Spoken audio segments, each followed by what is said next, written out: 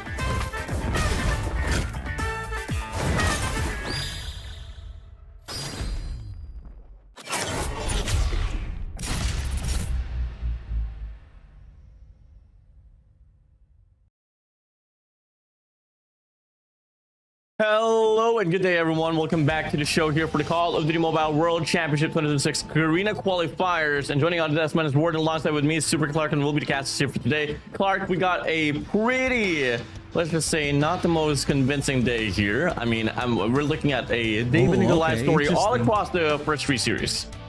All right, so this is going to be interesting because, you know, what I'm thinking is like this is going to be a long night, but since you mentioned it already that it might be a different narrative because this might be a quicker one. Let's see what's gonna happen, and I'm so excited how this is going to be, you know, plays out on tonight's battle. So I'm excited to see Elevate once again performing and annihilating their opponents.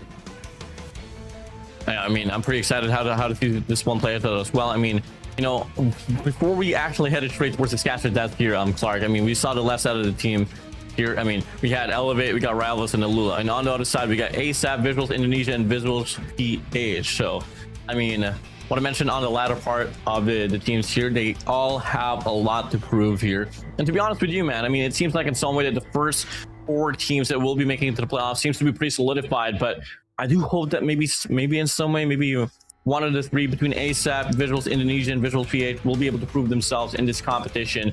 Because let's just say I'm down for some miracle stories here, bro. Well, speaking of miracle story, it goes deep down to the players that we have. Especially you mentioned VIZUALZ PH and VIZUALZ Indonesia. Well, looking at the paper, they lost a lot of maps already. They lost a lot of series. So let's see how are they going to plan strategically on how are they going to really do their best to defeat their opponents. Especially, you know, they've known their opponents already for a while now. They've got experience. They've already watched a lot of videos from their opponents. So it's just a matter of for them to discuss, going back to the drawing board, what happened on the previous series, why they lost, why they won. So what are the things that they wanted to adapt from the winning map and then apply to the new one, and then not to do anything else. I mean, not to repeat the mistakes that they did from the previous matches. I definitely gotta agree with you on that note. And with that being said as well, I mean, we are down to towards select the last 3 days of the group stage. Before that, we're gonna be heading straight towards the playoffs that will be happening on the 29th and the 30th of this month. So ladies and gentlemen, as well, if you guys are tuning into the show and if you guys are already liking the action, although no action has really happened not just yet, but make sure you guys are going to be following us all across the social medias that we have here in Garena. We have a Facebook, TikTok, and YouTube broadcast happening simultaneously, and the action is nonstop. I mean, I did a slight bit of peek as well in regards to the TikTok broadcast, and I gotta say, the people there on TikTok, they're going loud and ham, bro. But hey, let's draw back towards the initial schedule that we have here. I mean, we started off on the the run here for the play-ins, and it was a pretty quick run nonetheless. I mean, all of this dates accumulated, it's just in one singular month here, Super Clark.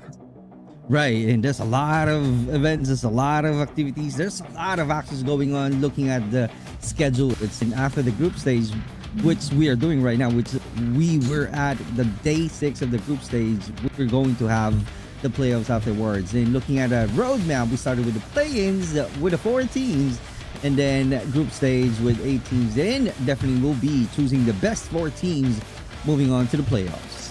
Yeah, I mean, we had an initial 6 invites directly from each respective region the Garena has to offer. We picked up 2 as well from the play-ins, and right after, well, the next 3 days or so, we're gonna cut down on who's gonna make it to the playoffs. And then on the playoffs, we're gonna have, well, some seedings going on, double elimination bracket, so on and so forth. But what are they fighting for?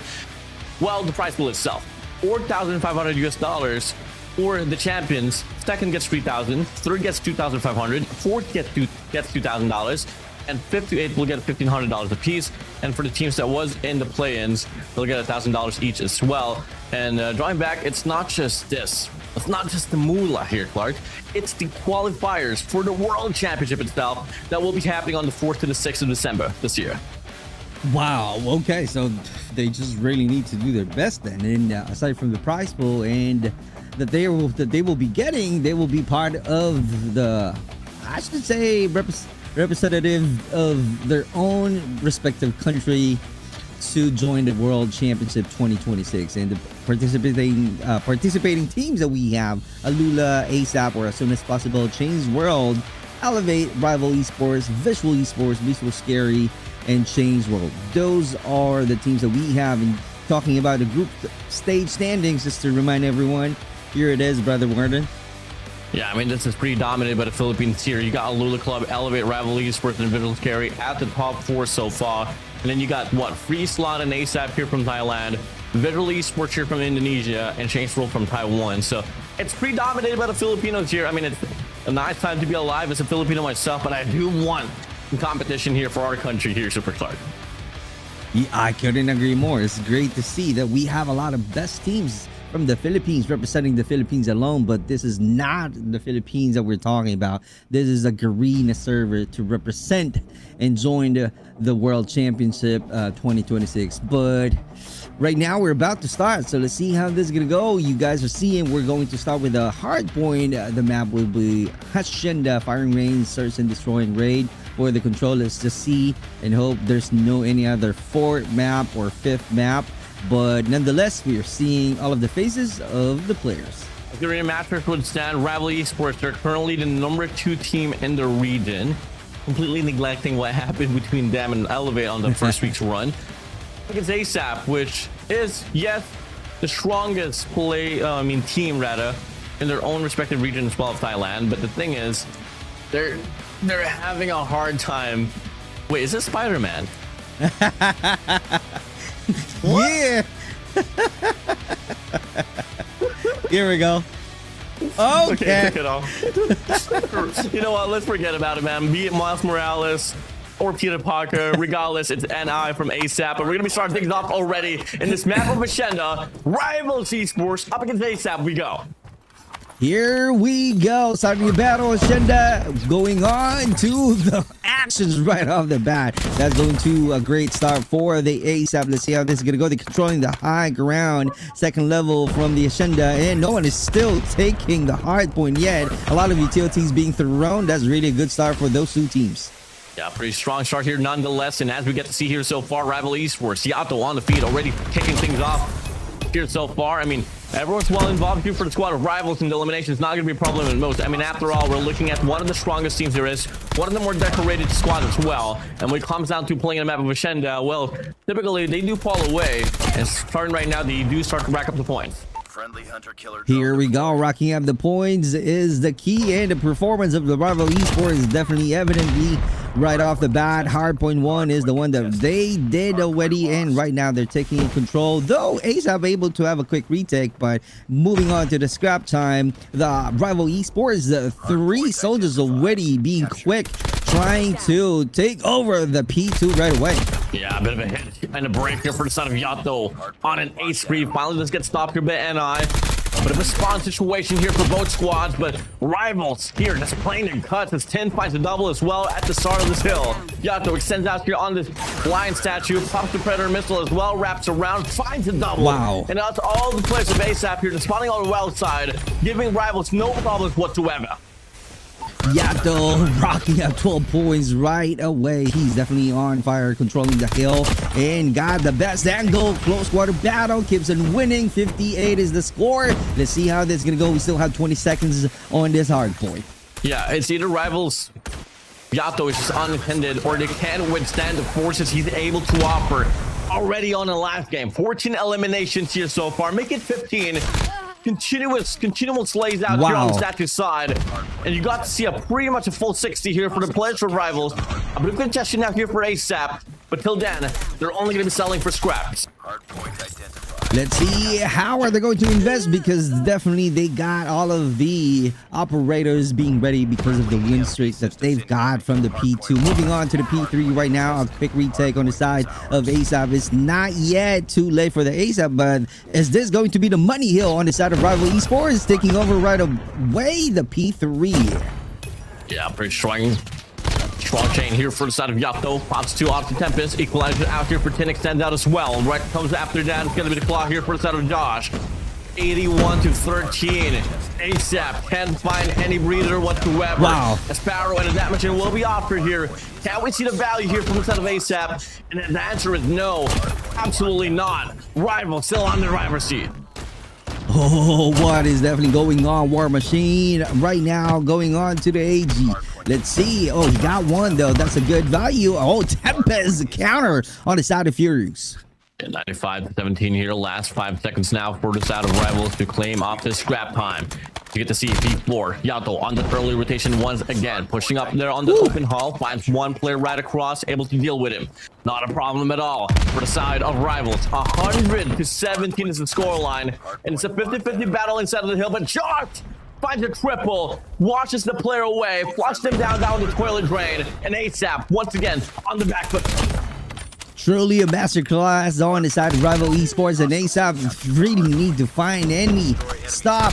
They need to put some control, and they really need to do their best, because right now they keep on losing the battle on the Rival Esports in terms of controlling the high point. They're not finding any.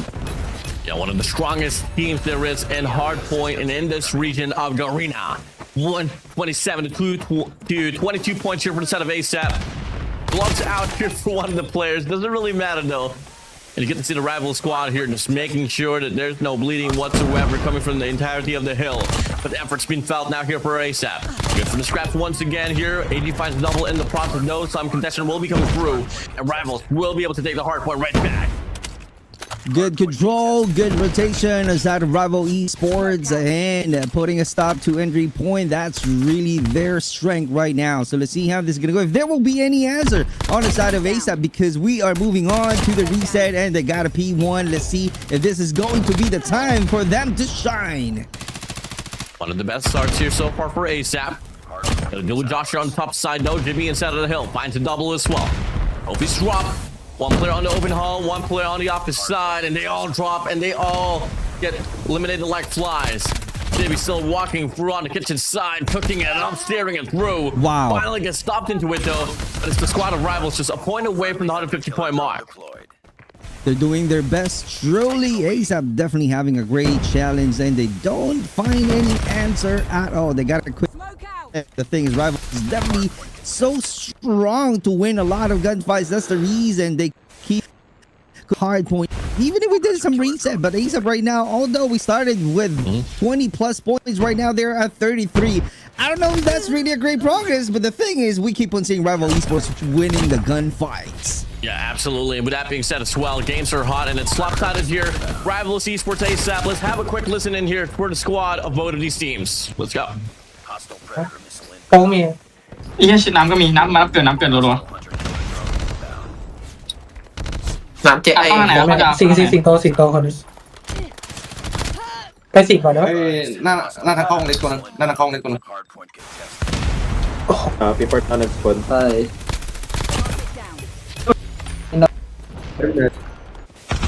Oh, pagising ko lang eh, Lion pre. Lion pre, pisa. Patay Lion. Ay, sorry po yan. Uy, patatas ako. Driveway no? Pushing. Doray bo. One in Doray bo eh. Small room.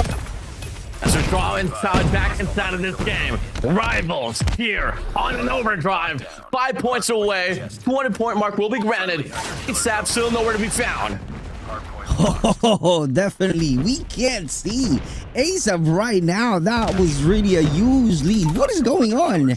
If you're really finding one of the top teams for the Garena qualifiers, you got to be ready. Or maybe the strategy is not really working well. Like, you know, the one we're talking offline is like they're not really being ready. It's really evident right now on the side of ASAP. Oh, absolutely, man. I mean, I don't know if they want to lose this game ASAP, but one for sure, they are making it work here for the squad of Rivals. Sub 39 points here remaining, and the squad of Rivals, they're not stopping at all. Having a contention here for the side of Anubis, sweeping through the floor here on his outer lane. Oh, he finally shuts him down. Kills after kills. Fears out with attempt as well. He needs to make a play for them to find a lifeline in this map of Ashenda. 51 to 216. That's really a miracle right now on the side of ASAP. And like Warden is saying earlier, are they wanting to lose as soon as possible on this first map? I don't think so. But the thing is, it's really working well right now on the side of Rival Esports. 223-51. I mean, this game is pretty much a lost cause here. I mean, for the side of ASAP, they want to pull away and back themselves back inside of this game. They got to find at least, what, 3-4 money hills. Just be rightfully on track and be on par up against Rivals. As the hardpoint opens up, it's going to be Anubis here trying to lead in the way. Only player alive here off this way, while the rest of the crew of Rivals will be coming in from the backside. And they do get the break. Striking distance to close out the deal. No more questions asked. Rivals, they want to end off this game. Operators out. AG gets dropped. Shadow goes for the extension as well with a Tempest on hand. Finds a double. Make it a triple for Yato. And the 100-killer drone. Bringing every machinery. Bullets up in the air. And just like that, Rivals will take this map of Ashenda.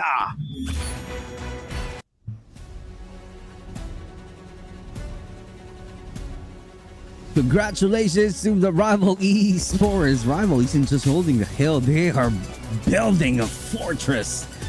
Well, we know for a fact, and we've seen already, ASAP doesn't execute a synchronized push, so they really need to do some extra effort right now. Moving on to the second map, S&D. But before we move any further, let me show you what happened on the first round. And again, Rival Esports takes the victory on the first map. Ashenda, truly a masterclass.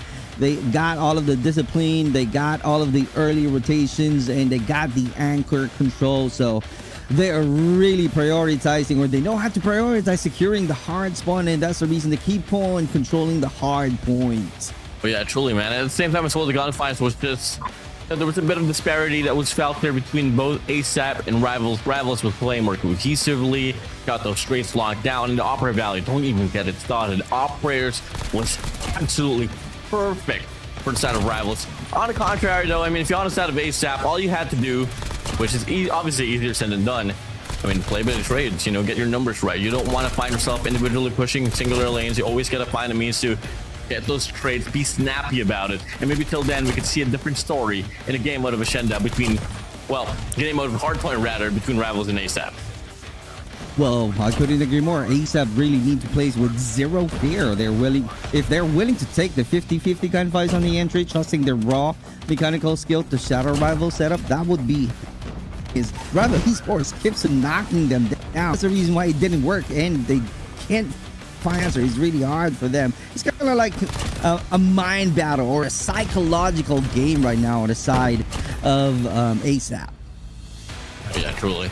I mean, at the same time as well, I mean, you can't really blame ASAP in any sense whatsoever. I mean, this is Rivals we're talking about. Currently number 2 in the Green Master standing here for the Philippines and the whole Mispirata. I mean, Rivals, ever since they got picked up by Rivals, you know, Rival Esports, coming from their previous name TSM, they have been so damn good.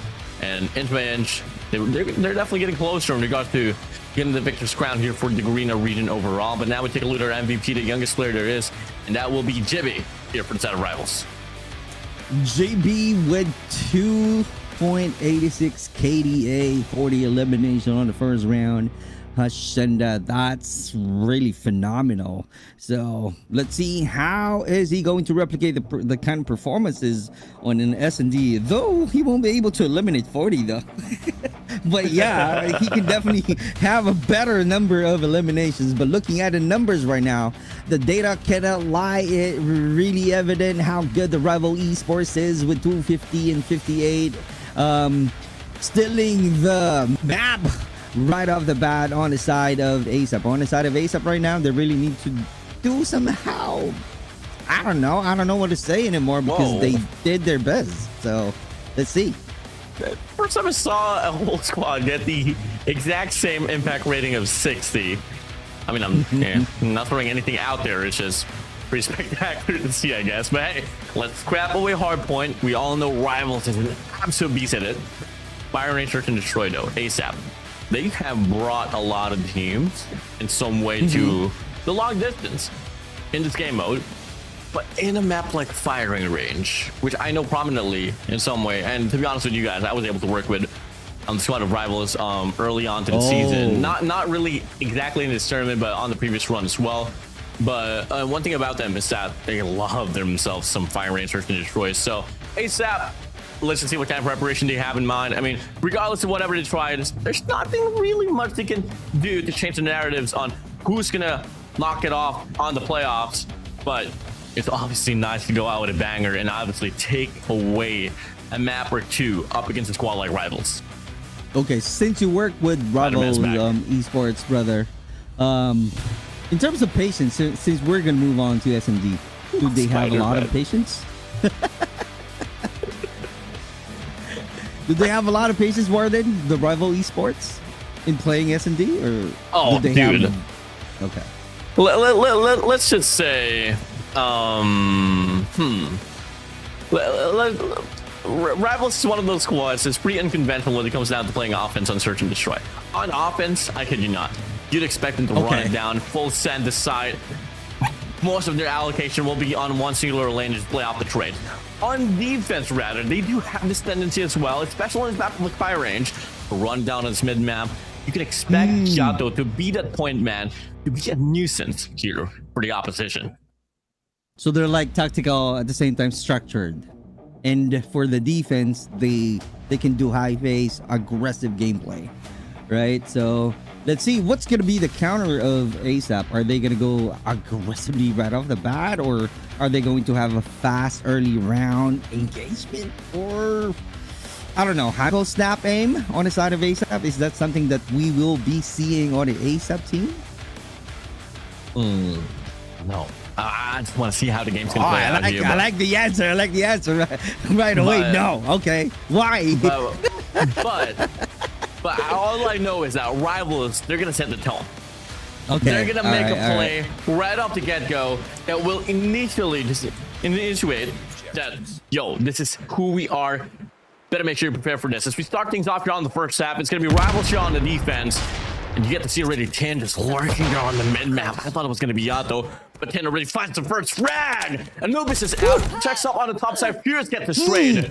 And now it's an early 4v4 here. Both players dropped immediately. And you do get to see Noah's getting a bit too frisky here, but Josh already extending out as well. On with snipers on hand. He's back away, and AK shuts him down. Now numbers start to show here for the side of ASAP. Oh, is this going to be the first win or the first round win on the side of ASAP on S&D? Here we go now. JB trying to make a play, but no avail. AG right now running through. This is going to be difficult. That's going to be a long rally this time. Let's see. Oh, they know already. AK is about to rotate and seeing getting that intel. What a one-top sniper. Okay, I was completely wrong there. I was like, oh, right, we're gonna set the tone, make them know who they are. Nah. It's ASAP here taking this one round already. Question is, though, how much can they build up from this foundation? As we start things off now here, it's gonna be 10 taking the same route this time around with a shotgun. But you got a lot of players here posted up here on the spawn side. They finally show some movements. They're going to allocate at least just a player there on the Bravo side. Actually, never mind. Delta backs away, anticipating that A push to happen here, which would be the rightest of call. If not, the bomb's going to be headed towards Bravo instead. But in the process, AK shuts down Yato. And once more, it's the first blood here initiated by the players of ASAP. ASAP really seeking an, aggressive first blood. And they got that Yato being knocked down. So let's see if AK will still be able to get another one. Looking for a better info. No avail this time. He's just still looking for the best shot. He got the angle though, but looking at the map right here, they keep on rotating. They got the sight lines on the mid. They got a control on the B. So if the rival esports will be rotating, they will be able to find them easily, and ASAP might be having a 2-2-0. Gonna be a split push here with NI off the lure. 4 players are directly on Bravo. And Tim might be able to meet Immense here up against NI, but no, he does slip away. Here's finds Jibby out already as well. Ken's gonna be able to get the pop. Finds the lurk there from the back, and now only got to worry about the players directly inside of the side. But the players of ASAP, they double back to the spawn side. Hit it on Woods, goes directly towards the mid map. That is going to be on Manfears alongside Anubis as well. They might be able to catch the players for rivals with their guards down. And the rest comes through here on the side itself as AD finds one. Opted marksman. SBR on his hands. Anubis closes out the distance as well, as Josh will be there playing on the American side as well. And already making a lurk here. Has to push out to happen here directly on the trailer side. Might not have any problems whatsoever as Josh gets read up against Fierce all alone. That's going to be the best, and 10 shuts him down. Rivals, good reads, good retake, and just like that, it's going to be Rivals now here on the board. I was wrong in saying that it might be a 2-2-0 because of the teamwork being shown by ASAP earlier, and you've seen them earlier from B, and we're seeing that they still have 4 soldiers, and they rotated back, moving on to the A side. So I feel like the comms is really right there, and they got a great teamwork. But the thing is, Rival Esports is really so strong, and just like that, they got a first blood. Good trade happening already in 3, 2. 2v4 situation, bro. Yeah, you hate to see it. AD finds another as well. AK gets dropped. AD finds a triple. My God.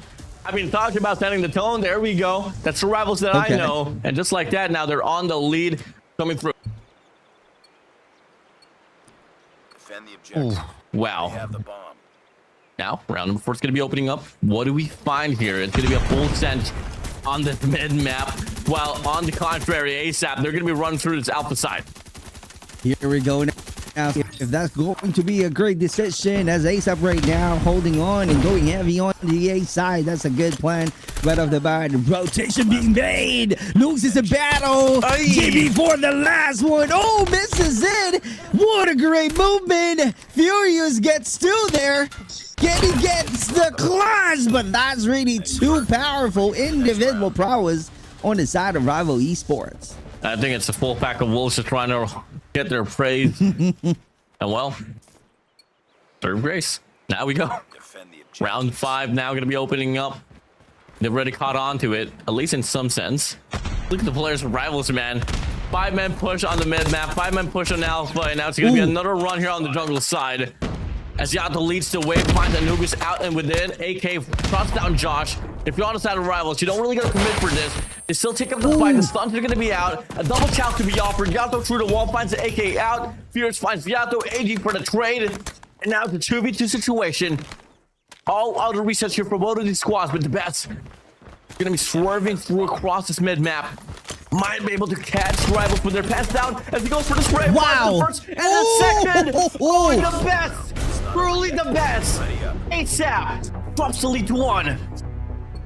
That's definitely phenomenal performances from ASAP, the best. Like Warden mentioned earlier, he is definitely truly the best, getting that 3 annihilations and making the score. 3-2 is the score now, and definitely starting once again with a cloud smoke on the mid. Let's see how this is gonna go, but this time I am seeing a lot of patience on the side of ASAP. They really need to do that because they keep on losing a lot of gunfights whenever they go aggressive. One Blair's drop already. It's going to be tennis swell once again on the mid map. Getting punished. A bit of a frisky play there for the side of Josh. Eager to get the trade for some numbers here, but at the same time, the best, the playmaker of the previous round, already posted up here on Bravo. And Rivals just get the read. They're going to be stacking here on the tunnel side. It's Yato here just trying to get a pick here on his mid map. Jimmy finds the spray. Josh beats into it, finds the best out. ASAP still posted up here on this backside. AK finds Jimmy. Fierce finds Josh. Yato here leading the way off this PKM as he finds a double, but no, Jimmy shuts him down. ASAP here tying things up. Finding some equalizer. That's really a good battle. They sensing it already that they really need to be smart enough. That's really a good flank though. And when on the side of ASAP, this is going to be a great start of this 7th round. Here we go now. Let's see if they can carry the momentum on this match. And as they go, it's a bit of a far-fetched round here for the side of Rivals, but Jimmy able to shut down NI. And as they go for another push out here this time around, it's going to be a prominent push on Alpha. They know for a fact there's going to be PKM. They're waiting on them on the barrel side. You're on the side of ASAP. You're only going to go for the commitment. But it all could be a start here with AK looking to find a pickoff. Sniper on his hands. Josh there inside of his side. 2 chances. He missed it. Now they got to go for another decision. Whether they want to go for a push out or back away. Head straight towards Bravo instead. As the players of Rivals, they already got this Alpha site locked down. And Furious just get the call from his teammates that he's going to be pushed up there on the jungle side. But look at the players of Rivals crawling through this battlefield. They might be able to find an angle up against Furious as well, but no, he does back through. They're going to have this all be side for themselves, but Rivals not going to be wasting time whatsoever. Already making this flank.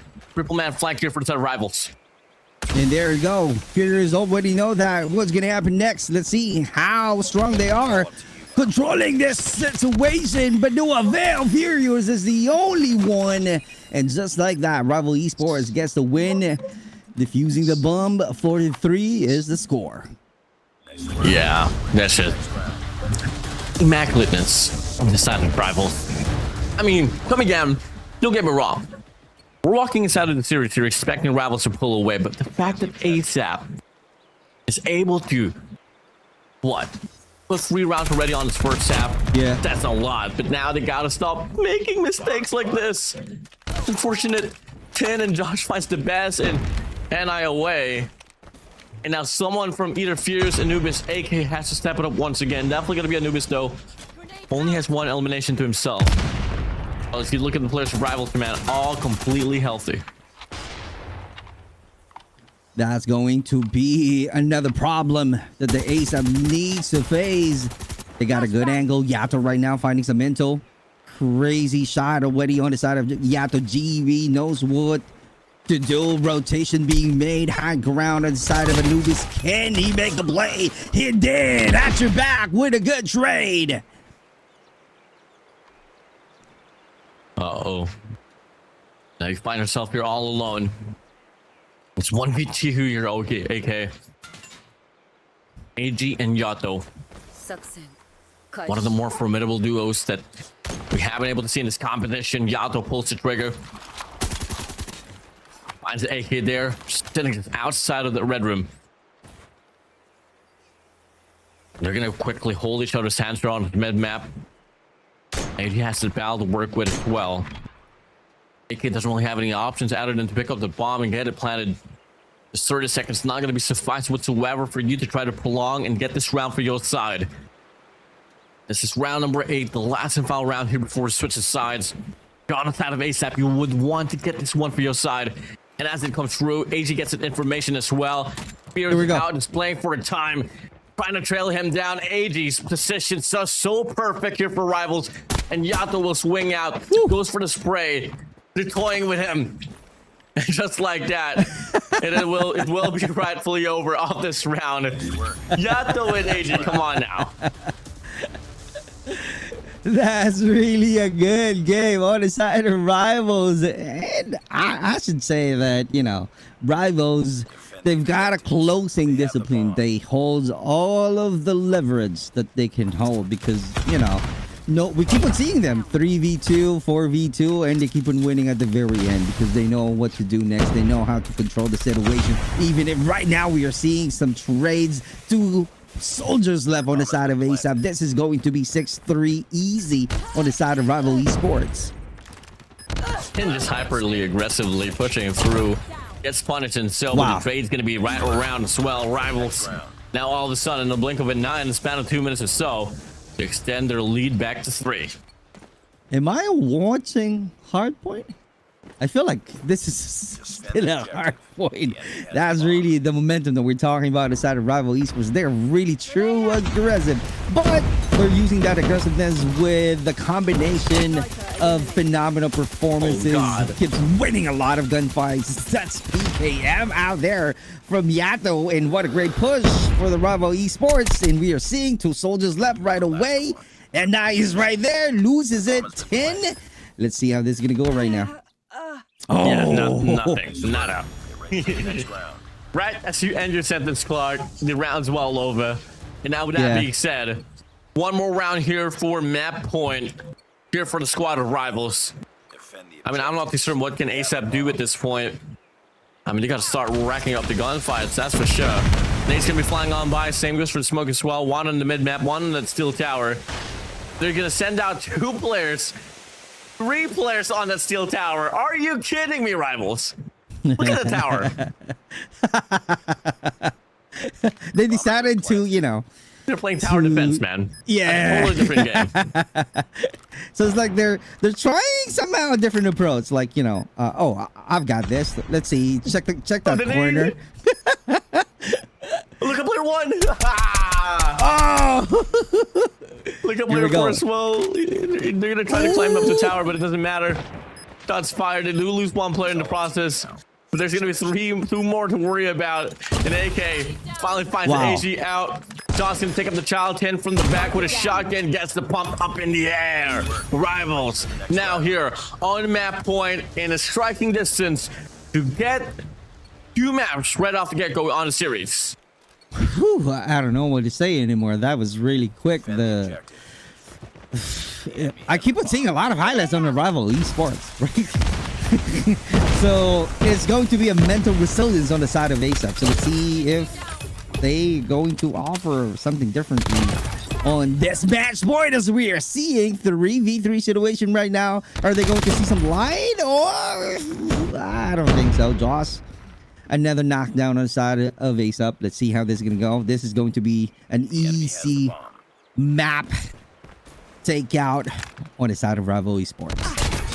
Uh-oh. Nice shot, though, from NI. Able to drop the numbers here all equal, but Yato finds the AK out already. Now you get to see NI is going to be all alone. The last hope for the side of ASAP. Can we see it come through? Yato looking to extend out. And I shots him away. And now it's going to be Jimmy, the prodigy, the MVP of the previous round. All alone to shot NI away. He goes for the extension. Doesn't really clear it thoroughly. Expecting JB to be hitting it down here from the back the side. Unfortunately, can't really find any angle whatsoever. Bomb's going to be planted out in the open. That should be an information where JB's going to be playing from. But he's checking everything except for where he's at, and he's already reacting to it already. He knows for a fact that the round's pretty much over. He's not going to confirm the elimination. Going to let the bomb do its work. And just like that, Rivals, they win this firing range. Okay. All right. That was really a complete dominance. Absolute mechanical dominance on the side of Rival Esports. Rival step on the gas and ASAP has no brakes to stop them. And that's the reason we are seeing their faces right now. It's like an easy win for them, taking over the S&D map. Yep, nicely done for the side of Rivals. I mean, come again, totally in our expectations in regards to how the series will play out. But my days, on the first half, ASAP, they definitely got me. They definitely got me for sure. It's just unfortunate that they weren't really able to offer anything once it came down to the defensive side.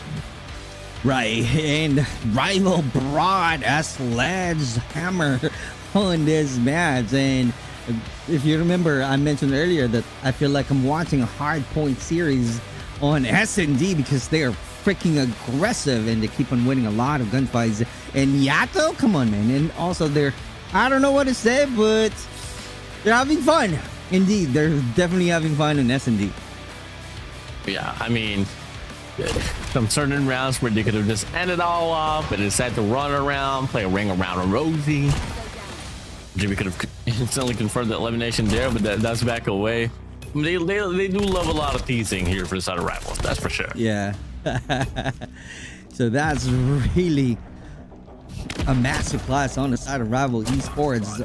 Though the tone was set it up by ASAP though, but the thing is that they're not able to sustain it. They're not able to carry on to the next round, and having the 2-2-0 victory already on the side of Rival Esports, this is going to be truly mental on ASAP. Now let's see if they will have something that they can offer moving on to the next round, because this is really, I don't know, it's like a scrimmage for Rival Esports.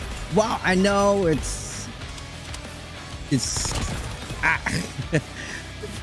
because for me, my point is like, this is really a Garena Qualifier, and we are expecting a lot of teams really, you know, having different approach, different decision, different planning. It's like a pro caliber decision making. But the thing is, from this S&D side, it's like they're just playing scrimmage, and Yeah.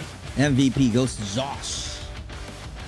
I mean, to be honest, I can't really blame, ASAP once again here. I mean, to each their own. You can have your own sense of strategy as well, but it really all just comes down to the fundamentals. I mean, at the end of the day, there's going to be some certain decisions where you weren't really prepared for it to answer. And the only thing that you can do is hope that you can get your gunfights racking in for your side. And, well, fortunate enough here, Rivals had it at a better note. And you get to see once again, Josh going to be MVP down to search and destroy. I mean, granted, he is that sniper that you kind of want to sort of watch out for. But hey, to close things out, that will be our stat line here. It will be a 93 once again here on the search and destroy fire range.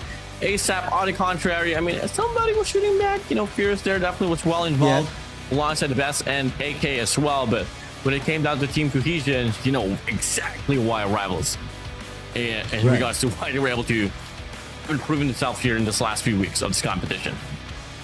Right, and I love the highlight reels of the best. That's really a highlight reel that we can always watch. But the thing is, that's the only thing that you can share on the S&D. It's like, an achievement, or I should say something that you can brag about. But the thing is, at the end of the day, the narrative is you lose the battle. Right now we are at 2-0 series, but let's see how this is gonna go. If we're moving on to the raid control, if they will still be find some answer, because I know for a fact that they have fought hard, but Rival showed world-class versatility. Woo. Now, control game mode. I feel like this one's going to be a pretty quick one. I mean, out of all the game modes that this, competition of the season of Call of Duty Mobile can offer, control can either be the longest or the fastest there is. As we come through now, first round is going to be opening up. It's going to be the players of Rivals now here, starting things off on the defense once again. ASAP looking like they want to have a bit of a slumber here on the full side, as they're going to enjoyed himself to the jacuzzi in the bar side, but now the opening things up is going to be Anubis here, able to start things off strong and finds the first frag, but Rivals responds back with a double.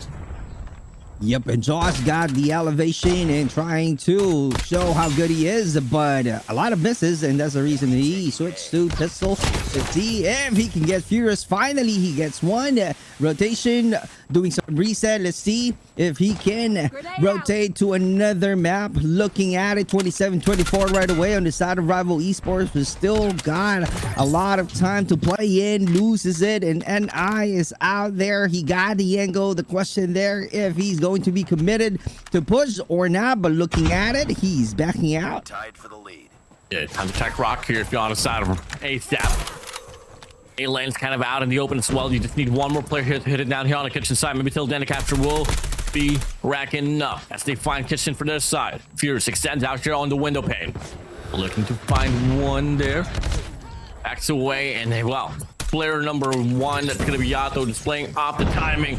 Able to find a double, and if you're on the side of ASAP, you gotta make your decision here which way you want to go, and looking like Alpha will be the answer. Time extension might just be granted now, so they're only gonna be a tick of progress away from getting the full capture.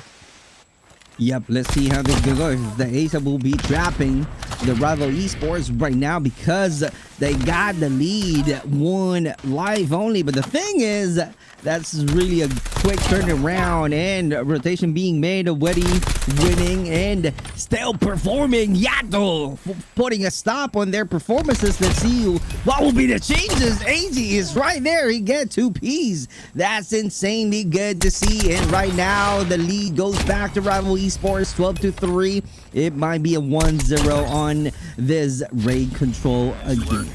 Oh my god, AG's on an 11 combo of 3. Hey, 9 more, we can get the nuke here on Garena Qualifiers.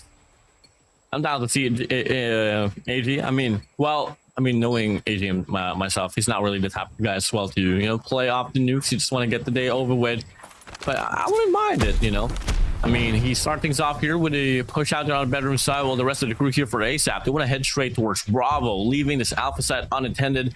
But finally, Fierce has cut onto it. Able to put himself now here on this window side of this money room. And he also is going to extend out as well. Has the Tempest on his hand. Finds the first elimination here on a 4 combo spree, rather, in the conversion. This push is non-stop here, coming over. Still finds another as well, but they're not going for the push out, not just yet. Right, so let's see, Yato still being on fire. He got 9 and taking looking at the score, 27-23, a minute to play. Here we go, being surprised. Yato once again, another one. Definitely keeps on adding some frags with Peretti. He gets 1. Good job. 10 is also joining the fire of Yato. Same energy as the team. Anubis controlling, trying to rotate, looking for a best chance to knock down and putting some stop, because right now the score is 25-19. Another close quarter battle. Finally Furious, but also being rated. This guy AG, bro, he wants to build up the nuke. He feels it, man.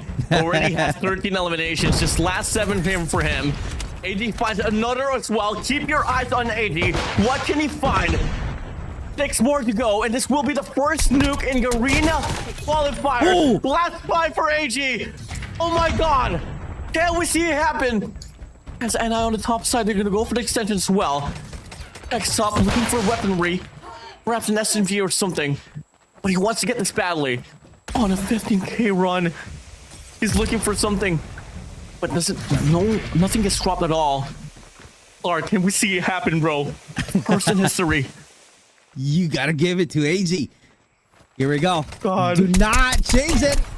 Oh, there you have it. 16. We're for AG. Can he do it? There's enough players inside of this lobby right now for him to get the nuke. Everybody, he's bidding him out. He finds the 17. He backs away. She doesn't have to take up the fight. Pops the Predator missile as well as getting all this information. One guy tries to wrap around to shut him down, but he does deny him.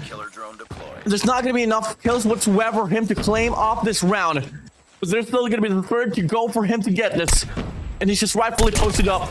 There's going to be right around. The last 2 kills for AG. Last 2 kills for AG. He has all this round to stall. he can send all his teammates out to go for the hunt and settle it down on the third round. Ladies and gentlemen, AG, 2 eliminations away from a nuke. Oh my god. That was really phenomenal. Watch out. Great out. job, AG. Really being confident, and it's like an easy knockdown. He knows what to do. He got the angles just like that. He can definitely repeat it. So starting the battle right off the bat, 29-28. This is hard. Hostile predator Let's see missile inbound. if he getting a nuke in no time. Have this whole bedroom time for himself. He will get one last kill for AG. One last elimination for AG. And he'll do it. He'll get it done. He tries to back away, but there's gonna be a player there on the top side. He runs away. He's alive. No way. Last kill. Last kill. The nuke is ready. The first in Garena regional history gets it done. AG gets the nuke. ASAP. I'm sorry, Oh my god. but it has to end this way. AG makes it happen. The nuke is dropped. Goodbye to you all, sir. See you in the next run. Jesus Christ. AG, it is still not over. Annihilator's out. His hand is almost shaken. Finally. Okay. Oh my god, what just happened? Absolute poetry in motion on AG. That's insane. He picked them up. He's out positioned them. He played with ice in his veins, and now definitely got the nuke. Definitely a COD Esports history. Oh my god. AG. What have you done? First ever nuke in Garena regional history. Oh, wow. With that being said, completely forget about the series. She's well played. 3-2-0, bro. 3-2-0. Clearly dominating it. It was absolute madness for Rival Esports, and AG truly making a history. And you guys are really watching absolute COD and royalty there. AG just dropped the first ever tactical nuke in Garena Qualifier Group Stage. And that's clearly a history there. Someone in the comment section proved me wrong here. But if I'm not mistaken, the last time that we had a nuke in Garena broadcast overall was way back in the Valkyrie series. Comment down below if I'm right, chat. I mean, it has been so long since this has happened. And AG makes it happen. Wow. 21 straight eliminations without dropping a single life. Unbelievable discipline on the side of AG. Legendary gunplay, I should say, in a moment that, you know, will be replayed for years to come. Disgusting. Absolutely disgusting, bro. Ooh, wow. That's a statement and a half from AG. It's like Rival Esports or AG saying, hey, I am untouchable. Wow. 30. Oh my god. 30 KDA. 30 KDA. Kid you not. This will be a record that will not be broken for the longest time here, Clark. I couldn't agree more, because he's definitely untouchable right now. He is freaking insane. 30 KDA, that's the first time I saw it in Garena. And truly a history ever made by a single player. It just so happened he's part of the Rival Esports, and truly AG carrying a team with a banger. Definitely, you know, a bragging rights that he can definitely carry on moving forward. That's AG for you guys. Truly a disciplined player and a legendary player.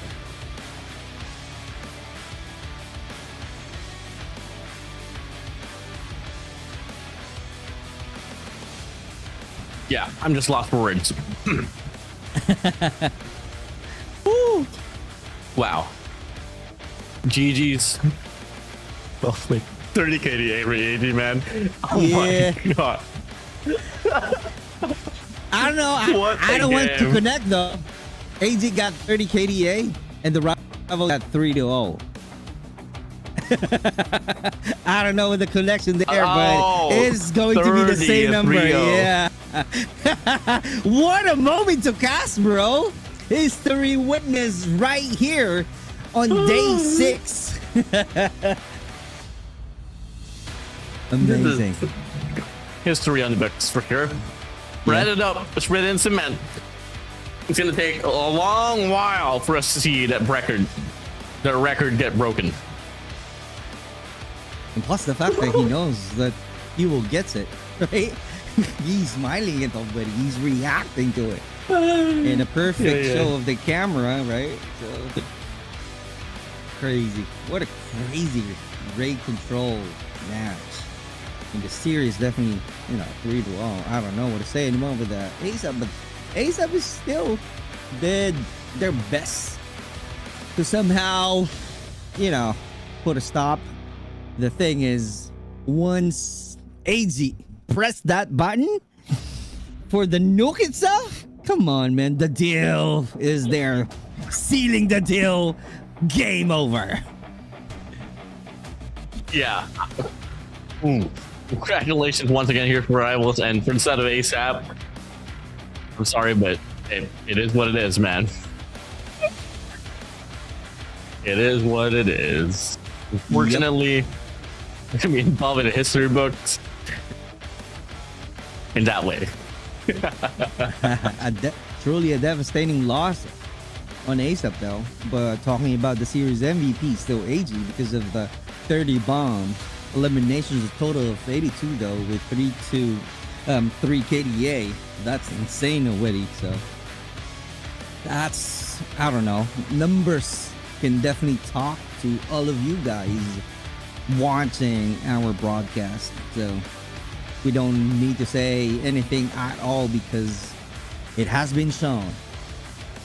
The history being created, legendary being made for Garena Qualifier Group Stage Day 6. And don't forget that we are the casters, Warden and Super Clark, when this history happened. You gotta take credit for it, man. Come on.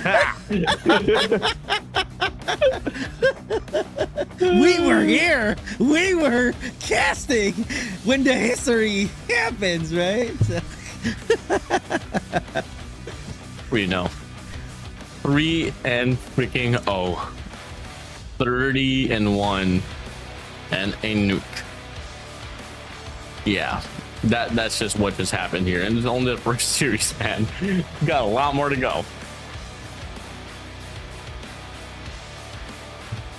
And I'm expecting there's a lot of things that can be unfold on that match. But the thing is, we keep on seeing Rival Esports performing well. I keep on saying truly a masterclass. Indeed, a masterclass, right? They clean. They leveraged the momentum from the hard point S&D going to the raid control mode. So it was really insane. It was perfect. I should say it was perfect. Though there's some hiccups and so, but for me, it's still perfect performance on Rival Esports. I don't know how much work we can full here for today's broadcast. I don't want to test my luck now or our luck overall, but this has been a blastful run here, and it's only the first series. We still got 2 more to go. I mean, right after this, we're gonna have another run. It's gonna be ALUla up against, well, VIZUALZ, SKAERI or PH rather, and after that's gonna be Elevate up against VIZUALZ Indonesia. I mean, dude, what? I'm lost for words, Clark. I just don't know what to You say. predicted it already. You predicted earlier that it might be a quick run. It might be 3-0 to all of Not the that quick. series that we have. But let's see what's gonna happen though, because ALUla and Visual PH, they might have a good run on the series. So let's see how crazy the battle is, because we started crazy on the first series 3-0 on rival Esports, and ASAP clearly did their best but fell short in terms of their performances. Right now we're talking about ALUla, one of the best teams as well, in Visual PH. Let's see if they can offer something for us to see. And somehow, I don't know, do we see 30 again eliminations? Let's see and find out before we move on, right? Because, you know, we're gonna have a quick break after this one. We'll be right back.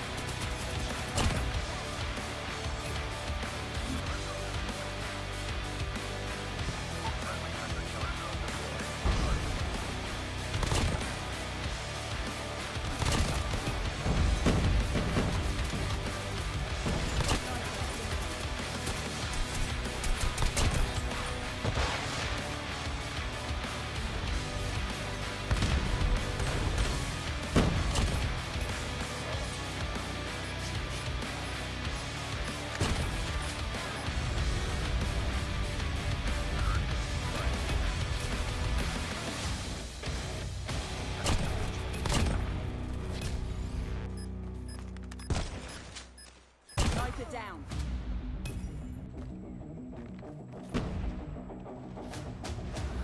I swear, hardpoint contested.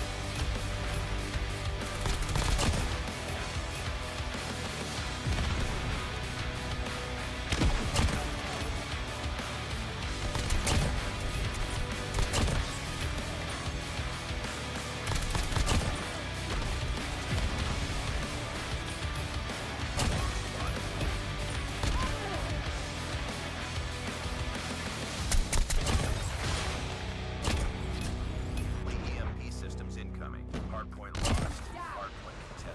Hardpoint.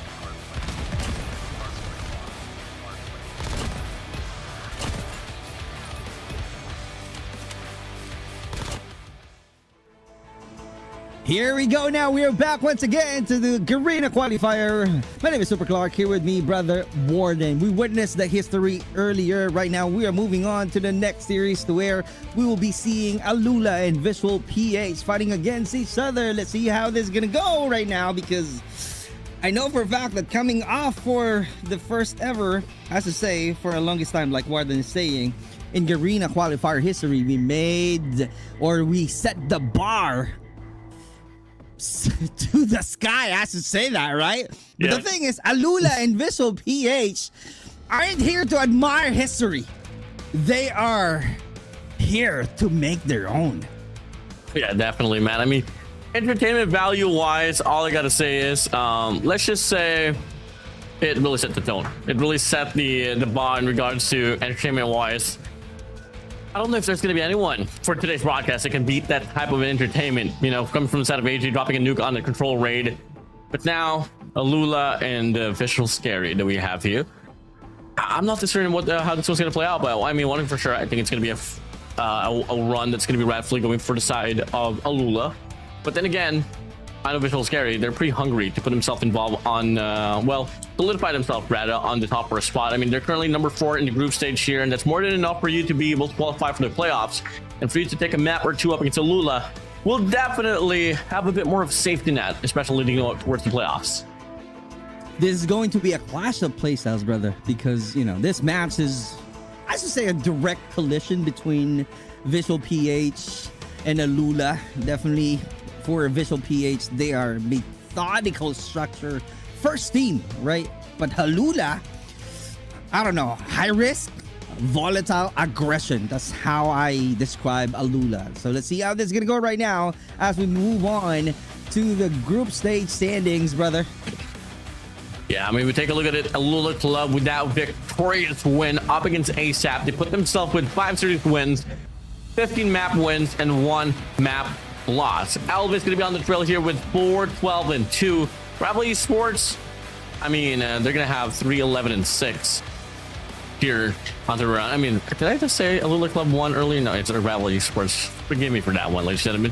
ASAP, they put themselves lower, even lower, in this group stage standings here with 5 series loss, 3 map wins, and 15 maps lost overall. They haven't won a series at all whatsoever, and it's unfortunate for that. Were we expecting them to win up against rivals? Absolutely not. Maybe some matches in the next few days could probably come along, but with that being said, we move over now towards Visual SKAERI and ALUla Club. We start things off with the first 3 maps of Ascenda, Hardpoint, Meltdown, Search and Destroy, and Stand of Control. All right, here we go. We're starting this series, the second series of tonight's battle. Hacienda Hardpoint, followed by Meltdown, Search and Destroy, and Stand Up on Control. Visual PH really like, well, they love to play like a machine, and seeing them, the ALUla's faces right now, I don't know what's gonna happen, because this is going to be interesting. Like I mentioned earlier, the first battle set the bar high into the sky. So I remember, definitely for this Visual PH has a defined role. Every rotation is definitely calculated. Let's see if that's something that they're going to show, or they're going to refuse to let emotion dictate their gunfights. Let's see how this is going to go, on how are they going to perform fighting against the ALUla. Yeah, I mean, ALUla, they're going to be live and active, heading it down here in China, as they are also preparing for their CDM matchup here for them. This way you get to exactly see all of them on the stage. You got Clove, FDX, Skirt, Lucas in, and alongside Jai as well there on the other side. And that will be your players here for the side of ALUla. On the contrary here, it's the victory. Just like how it went down on yesterday's run here for Visual SKAERI, you need Pickle, you need Bomber to slay it out, Sebio on the middle ground, and then Rex and Chroma gonna do well beyond the bare minimum here. You are up against ALUla, the strongest team that Garena has ever been able to see here so far. Just like what we see, and as it's gonna go. Ladies and gentlemen, welcome to the second series here. First map, Shadow Hardpoint once again. Visual SKAERI up against ALUla. It's the #1 team in Garena. MSP up against the #4. Here we go. Here we go. That's a good start coming out from Chroma to being traded right off the bat. A lot of actions going on. Back and forth we go. That's a good start. No one is taking over the hardpoint. Finally, the ALUla takes one, but a quick retake on the side of Visual PH. Yeah, I mean, it's going to be a matter of questioning here. How strong can Visual SKAERI start off with? in this map of Ashenda, and at the same time as well, how much more can they endure up against the the pressure here led by the players of ALUla. But for the time being here, it's going to be the players from SKAERI here able to take the lead up against ALUla. That's really a good lead right off the bat. 16-5 is the score. VIZUALZ SKAERI trying to be scaring the ALUla on the first match of this series, as we are seeing already a good lead. Moving on to the hard point right now. 7 seconds to play. Scrap time to go. Let's see if they're going to find any value. But right now, a great challenge from these two teams already. ALUla also making a point. And Zai, oh Zai. Let's see the quick rotation. Here we go. He got Lucas. He loses the battle though. Let's see how this is going to go, because Zai is right there taking one, destroying all of the visual PAs out there. He got a visual, and it's very clear that he keeps on winning that gunfight. 29-15 is the score. Yeah, massive clearance here so far from the side of VIZUALZ SKAERI. ALUla, this is their strongest hill to be able to offer in this map of Ashenda. But the players of VIZUALZ SKAERI, they find themselves on the front foot. Rex here inside of the hill, looking to push out. Has to look at him right across in the opposing corner. Same goes for Skirt and Clove as well. Clove finds a double. FTX working through. This Gong Ho's inside of the hill. And just like that, ALUla will be able to get a break here for the last 40. Good control on the side of SKAERI, but right now pushes through. Equalizer. He gets still. 43-24 is the score. Still taking the lead. VIZUALZ SKAERI. Sebio being on fire with 14 already. It's going to be your pretty up close here so far. VIZUALZ is going to have the slight incremental lead here, leading up to the speed 3 transition. Moving over now towards the third. FTX pops temperature right off the get-go. And he's going to have one opportunity here from the backside. But Pickle down. Massive double for Pickle. Just like that. It's going to be a brand new opening here for VIZUALZ SKAERI that they're able to dominate. Oh, that's really a great dominance for Pickle. He got 4 actually on that operator with the Pretty. Oh, he finds one only, but that's really a good batting hill on the side of SKAERI. This time Skirt finding some answer. Here we go now onto the hill. This is going to be a money hill, but not too long ago though. But that's really a good try. 77-33. Not too much of a factor for the side of ALUla here so far. VIZUALZ SKAERI though. They're going to be on the back for this last 20 seconds of this hill time as Lucas in sprays and prays. And will be able to get all the grace that he needs here to put himself back here inside of this game. Still rightfully a run here, well dominated by the players of VIZUALZ SKAERI. 2 seconds now. ALUla is going to be good for it. But now they're going to worry about this transition now here towards Rock side as the players of VIZUALZ SKAERI here rightfully posted up. Here we go. Lucasin's definitely finding a good angle. He got 9. A lot of knockdowns that he put. Can he get 1? Oh, that's really too unfortunate though. But that's really a good point. But 87-51. A lot of leads already on the side of VIZUALZ. This is going to be another one good rotation on the side of SKAERI. Great angle. Controlling the hard point. Great job putting some masterclass once again. Here we go. Let's see if there will be any answer on the ALUla side, because the score is taking away 107-50. 25 seconds to go right now before we move on to another hard point. But still Lucasin trying to put a stop on the phenomenal performances of visual PAs, with the utilities being used already effectively. Mamra with a good rotation. Money Hill once again, surprising ALUla. No answer at all. It's a good thing they put a stop on that takeover. Not really the ALUla that we have been able to know from the last few weeks of run. Then again, we are moving over now towards the middle stage of this game. You get to see Paletao here from the back of the players on stage. Not really too impressed with the performance of his boys right now. But hey, in transition, P2's going to be opening up. FTX here pops a Tempest, able to get a double for himself. That's not really a lot of opportunities here right around on the kitchen side, as the players of VIZUALZ SKAERI is going to be spawning on Wells instead. But on the players of ALUla remaining to be getting the custody here inside the hard point. Sabio with 21-24-55. Here we go now on the side of Visual PH. Also being caught off guard. Operator being invested. Sparrow, can he get 1? No avail this time. Let's see if he can find another one. No value at all on the side of Skirt. Still finding, going on to the second level. Finally gets 1, but not really really a value that they're really expecting at all. But Scary Rex is out there putting a stop. Oh, he is being surprised, not able to react. A strong stand here for the side of Visual Scary. As you thought that in some way they might lose the possession of this game, they are still able to retain this one through. Now, P2 opening up. Scary has a better read here. They have the numbers and the spawns here favor their side. Now the Operas comes out here.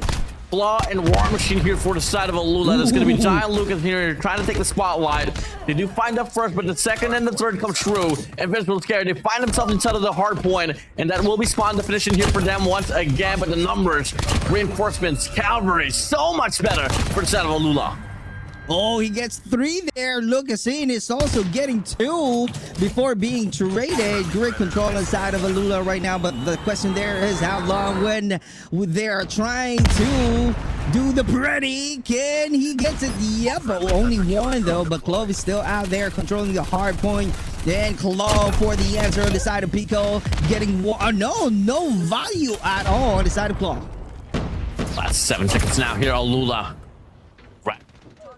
Fully able to put themselves here, recovered inside of this map of Ashenda. 115 to 143. And we're around a 3-point lead here, still retained by the players of Visual Scary, but now this P3 will be coming into a stake. FDX pops the Tempest once again, cycling through. Lucas in with the nade, finds Mamra away. Chroma shuts down Skirt as well. First line of contacts, rightfully owned by the side of Visual Scary. Here we go. That's a quick rotation being made by Visual PH, but on the side of ALUla, they got high ground though. Let's see. But Mamra also taking over, holding on this hill. This is going to be another phenomenal performances on Scary. Let's see if there will be any answer, but ALUla doing their best to lessen the lead of the Visual PH. Rex for the answer. Can he get another one? But loses the battle. Another Jai. Here we go. No avail. Also able to get a point. That's insane. Inside being traded.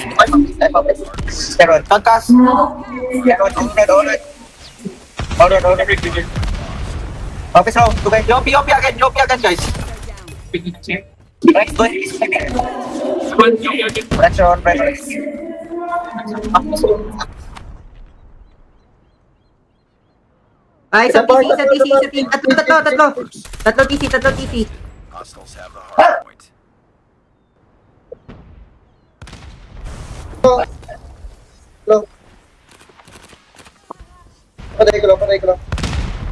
Be advised, hostile drone inbound. God damn, game's so hot to the point that my guy Clark is super locked in. Totally missed out the Q there on Newsom. But hey, well, okay, we draw back now inside of this game, and all of a sudden, here from the last 2 hard points, ALUla is providing a lot of lifelines, and they're fully living up to the show. And all of a sudden, the game's sized up. They take the lead away. ALUla, they go. There we go. Definitely ALUla finding some answer. Equalizer. Let's see if he can find some value. 1, 2, 3. That's insane. That's a good teamwork. 174, 161. They're not yet done. Let's see if there will be adding more value to it. Clove gets 3. That's on fire with 41 eliminations. Now, Visual Scary, you were able to start off strongly, retain yourself as well on this middle stage of this game. The question is, though, is that all you can offer? Is it all that there is to it for the squad of Scary? And the answer is no, provided by Sabio and Rex. But as they try to stack up the hill, Mr. Cabra Lucas in, shouts down another. But Visual Scary, the reinforcements comes out quick, but they start to deplete away as the gunfight's not paving through for their side. That's really insane. Running on, and we change the lead to the yellow team. No other than ALUla. And here we go. They keep on taking the lead, holding on that lead, taking the control of the hard point. And in no time, we are moving on to the P2. But right now, we're still seeing a lot of actions. High octane battle. FDX right now with 30. Trying to check any other corners right now. Checking the hill with no avail. Quick rotations once again because we are moving on to the hard point too. But FDX still not yet satisfied. He gets 1, but also being traded. 3 standouts here from the side of ALUla. You got Skirk, Clove, and Lucas in here. Lucas is already approaching the 50K mark. On the other side, Pickle, alongside Rex and Chroma, has been trying to pave into their way as well, but Mamra is struggling to pick his own weight up. And as P2 is going to be opening up here, it's going to be a 50-50 battle. ALUla stuck in no man's land with no spawn definition. Flo's going to be the only player alive off this way, but they get washed away from the back and Skirt whips out the Sparrow. Places one here from the front. It's all going to come down to who has the better gunfight and who has the better trades. And so far, right here, right now, it's the players of ALUla remaining to take possession of the hard point. That's really insane. If you're going to see Lucasine, you got 52, Die with 30, FVX with 33. That's really an insane and phenomenal performances on the side of ALUla. They are not yet done with the operator being invested. Zai keeps on rotating. He is definitely ready to take over. And again, another knockdown. Moving on to the next hardpoint. All the visual PH is right there. 250 mark already being reached. And that's it. What a chaotic sequence on Hacienda. That was a phenomenal trade for trade exchange. But look at the follow through and absolute takeover on the hill on the side of ALUla, reaching 250 mark, getting the victory.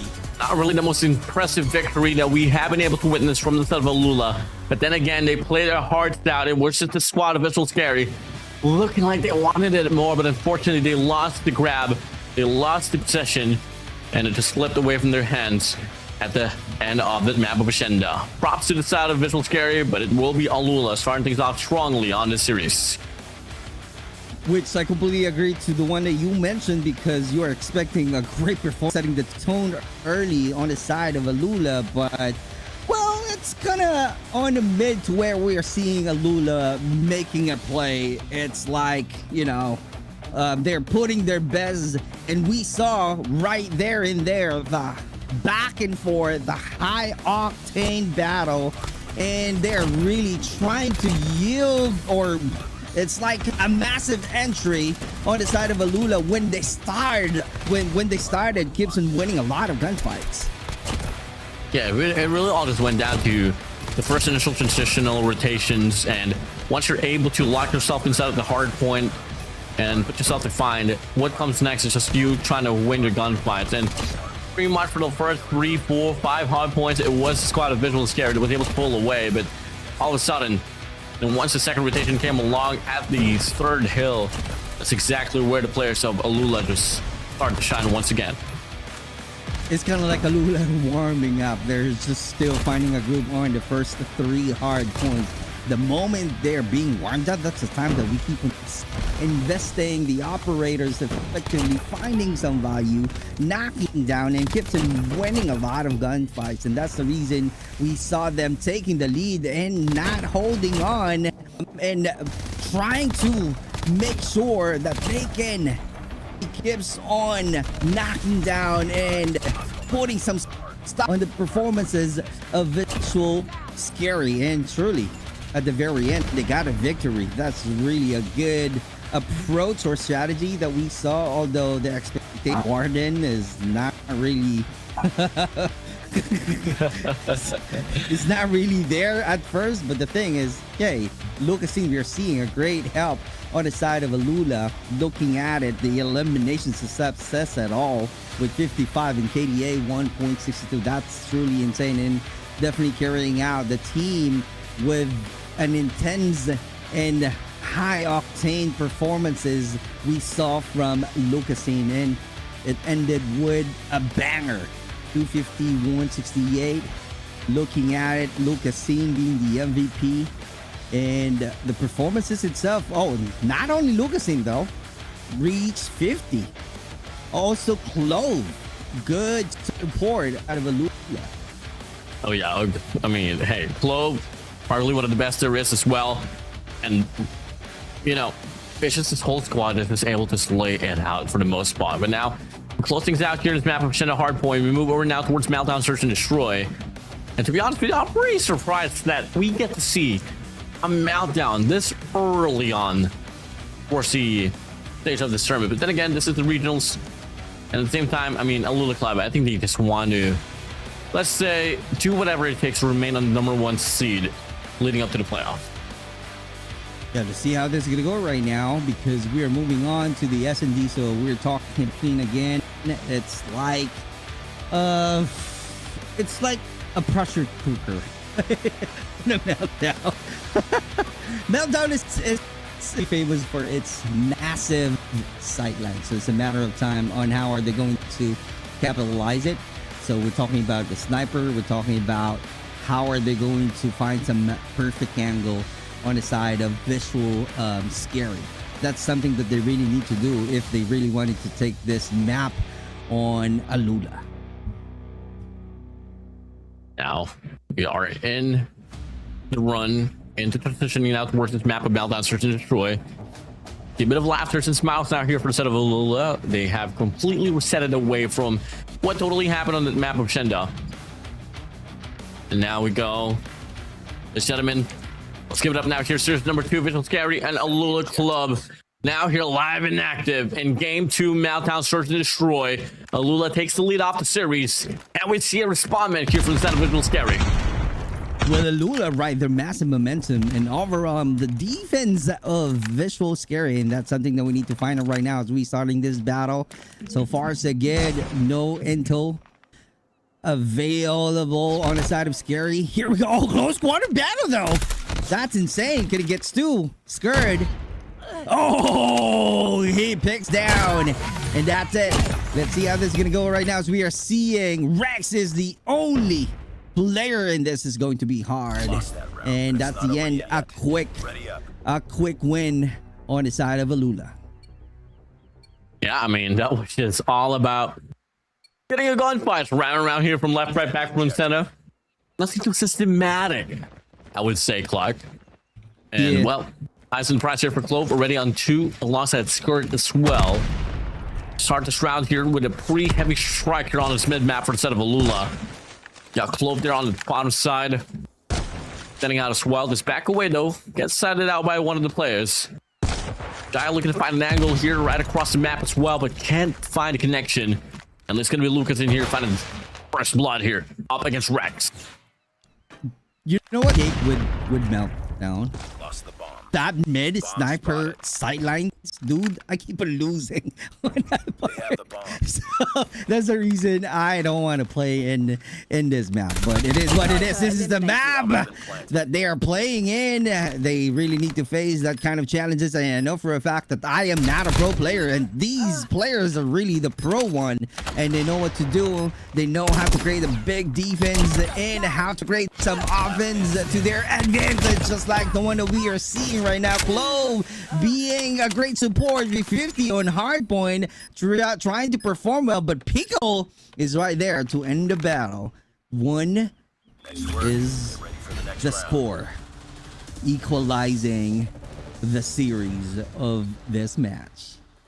1 for 1 there. I mean, Pickle's not really smiling whatsoever. He knows for a fact that, hey, it's only the first step done. We got 8 more to go. And, well, a lot more to deny here up against ALUla. Hey, this has been one of the best players that we haven't been able to witness in Search and Destroy, especially for a set of VIZUALZ SKAERI. And you like to see it from him. And now, round number 3 is going to be opening up. Once more, it's going to be the ALUla here drawing in early blood. Wow. Flo gets the first, Lucasen gets the second. Chrome is able to get a trade, but the players of ALUla doubles it down. And it's all going to be Sebio here all alone in this 1v4 situation. Gets spotted out already by the players of ALUla. And it's a man with a scope and a journey and a mission to try to provide another lifeline here for the squad. Able to slip by for a moment or so. Let's pull the trigger now. Troy closes it out, sprays by, and will be able to get the shot to connect, but from the back, FPX takes him away. And it's going to be ALUla here back on the lead. That's really hard, bro. 4v1 situation. That's impossible to get a victory. And yep, that's the one that we witnessed. 2-1 is our score. We're definitely starting and moving on to the next round. Let's see how this is gonna go. We keep on seeing. I'm expecting that, you know, we're going to see some aggression after a minute, but they're really starting the action. That's the one that we are talking about right there. Clove taking that annihilation. Rex is right there with a better precision rotation being made right now from these two. They're really quick, brother. Yeah, just running it down, man. But Sebio Rex not backing down. Rex still out with a DS as well. Pickle shuts down Clove. And now it's a 2v3. Once more, another opportunity to D for the players of VIZUALZ SKAERI. I think so, but FTX off the flank might be able to take away Sebio or Rex. Regardless, 3-0. Lucas isn't able to get rid of finds Pickle out. Oh my god, so clean with it. And an FDX shuts down Rex, and all of a sudden Sebio's gonna be all alone once again. You find here the shut away Lucas in. That's not gonna be him up against FDX, and it's a 1v1 situation. He does see him already, FDX. Scopes in. Checks out, pulls the trigger, backs away. Don't have to take up the fight if you are Sebio. Might have to play with your GS here. FDX has this shotgun to work with. Offers a long route here from the back. Got 30 seconds left on the clock. Let's whip out the switchblade. Just checking every nooks and crannies inside of this map. And Sebio makes it happen. Denies the 2v3 clutch to come through for the set of ALUla. You know, with that being said, it's going to be a game tied up here once again, 2 apiece.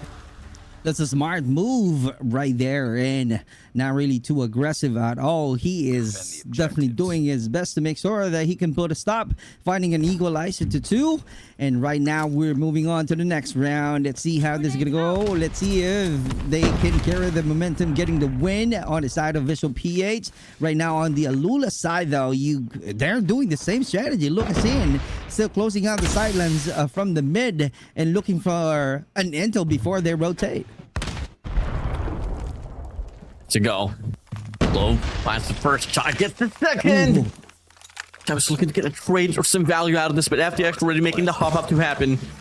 Let's really go for the full commitment. Picks up the chow. Seb's going to be back on the heady side. You are FDX. You don't have to take up this fight. But the mid development will be coming through, but Pickle does get shut down by Clove. Rex with a marksman. Sebi with a sniper. They got to go for a retake. This should be a clean one once again for the set of ALUla. All players, all healthy. And it's going to be them once more on the lead. All right, they failed to read the gameplay of ALUla, so that's the reason it was really quick.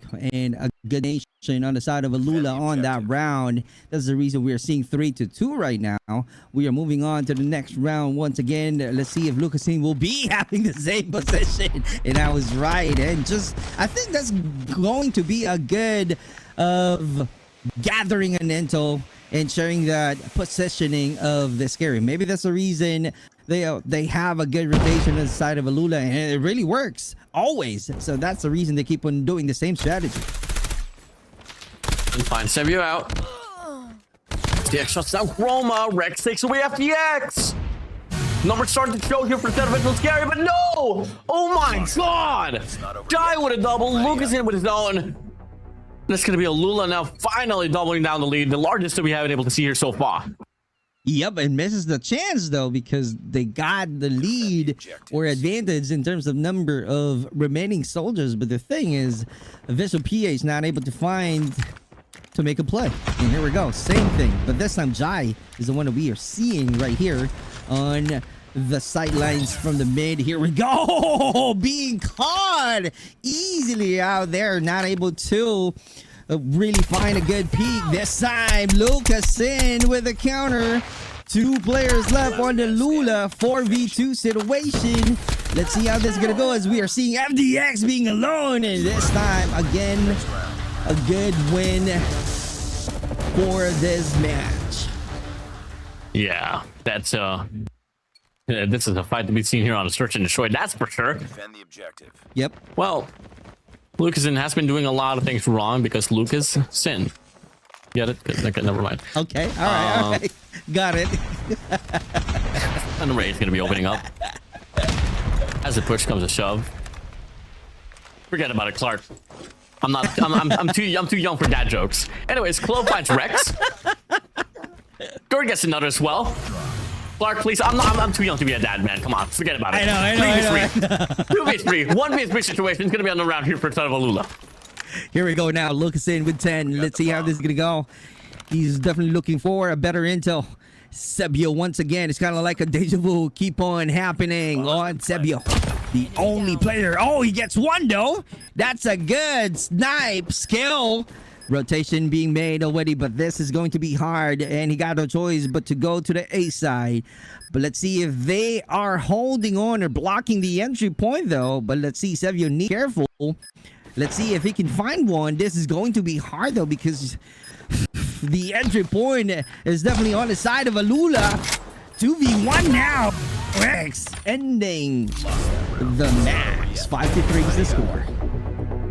Yeah, you like the flow here now from the side of ALUla. And come again, man, they are at the CDM stage. We don't exactly know how long can they be there without being interrupted by, you know, their local league stuff. So obviously they want to get this game over with as quickly as possible. But now they go. Round number 9 is going to be opening up. It's going to be the squad of Visual Scary here running it down here on Bravo, while the rest of the crew here for ALUla to stack their PR on its mid-map. Oh, this is going to be a lot of close quarter battle we might be seeing. Let's see how effective they are controlling the sidelines. Giant Globe is right there, pushes through, picking it up. That's really a quick one. Sebu once again. It depends on the role, though. That's the reason he gets one, but still 4 needs to take down, and it was really another quick win on the side of ALUla. What a great domination. Clearly a great discipline. Although Visual PA's got a counter gameplay, but just only a few seconds, and that's it. And Sebio keeps on the only player being alone afterwards, and that's the reason he's definitely having a hard time to finish the battle for the remaining soldiers. What is this stack here from the side of ALUla? And it has been proficient, by the way. And take a look at this. A bit of a fire on his mid-map. Lucas in finds Mama away. Clove closing it up off the heady. It doesn't matter for Clove. And from the back, Clove gets taken down. Looking to get another Clove. The Indonesian. The Garuda. Name it. Clove. Shutting it down. 14 already for himself. But it's not over yet. Had a speed of a game on a hardpoint run. Able to transition it on the search and destroy as well. And all of a sudden, only one more round. It's going to be map point here for the squad of ALUla. Defend the objectives. Indeed, a map point on the side of ALUla. Clove making a play with 3 annihilations.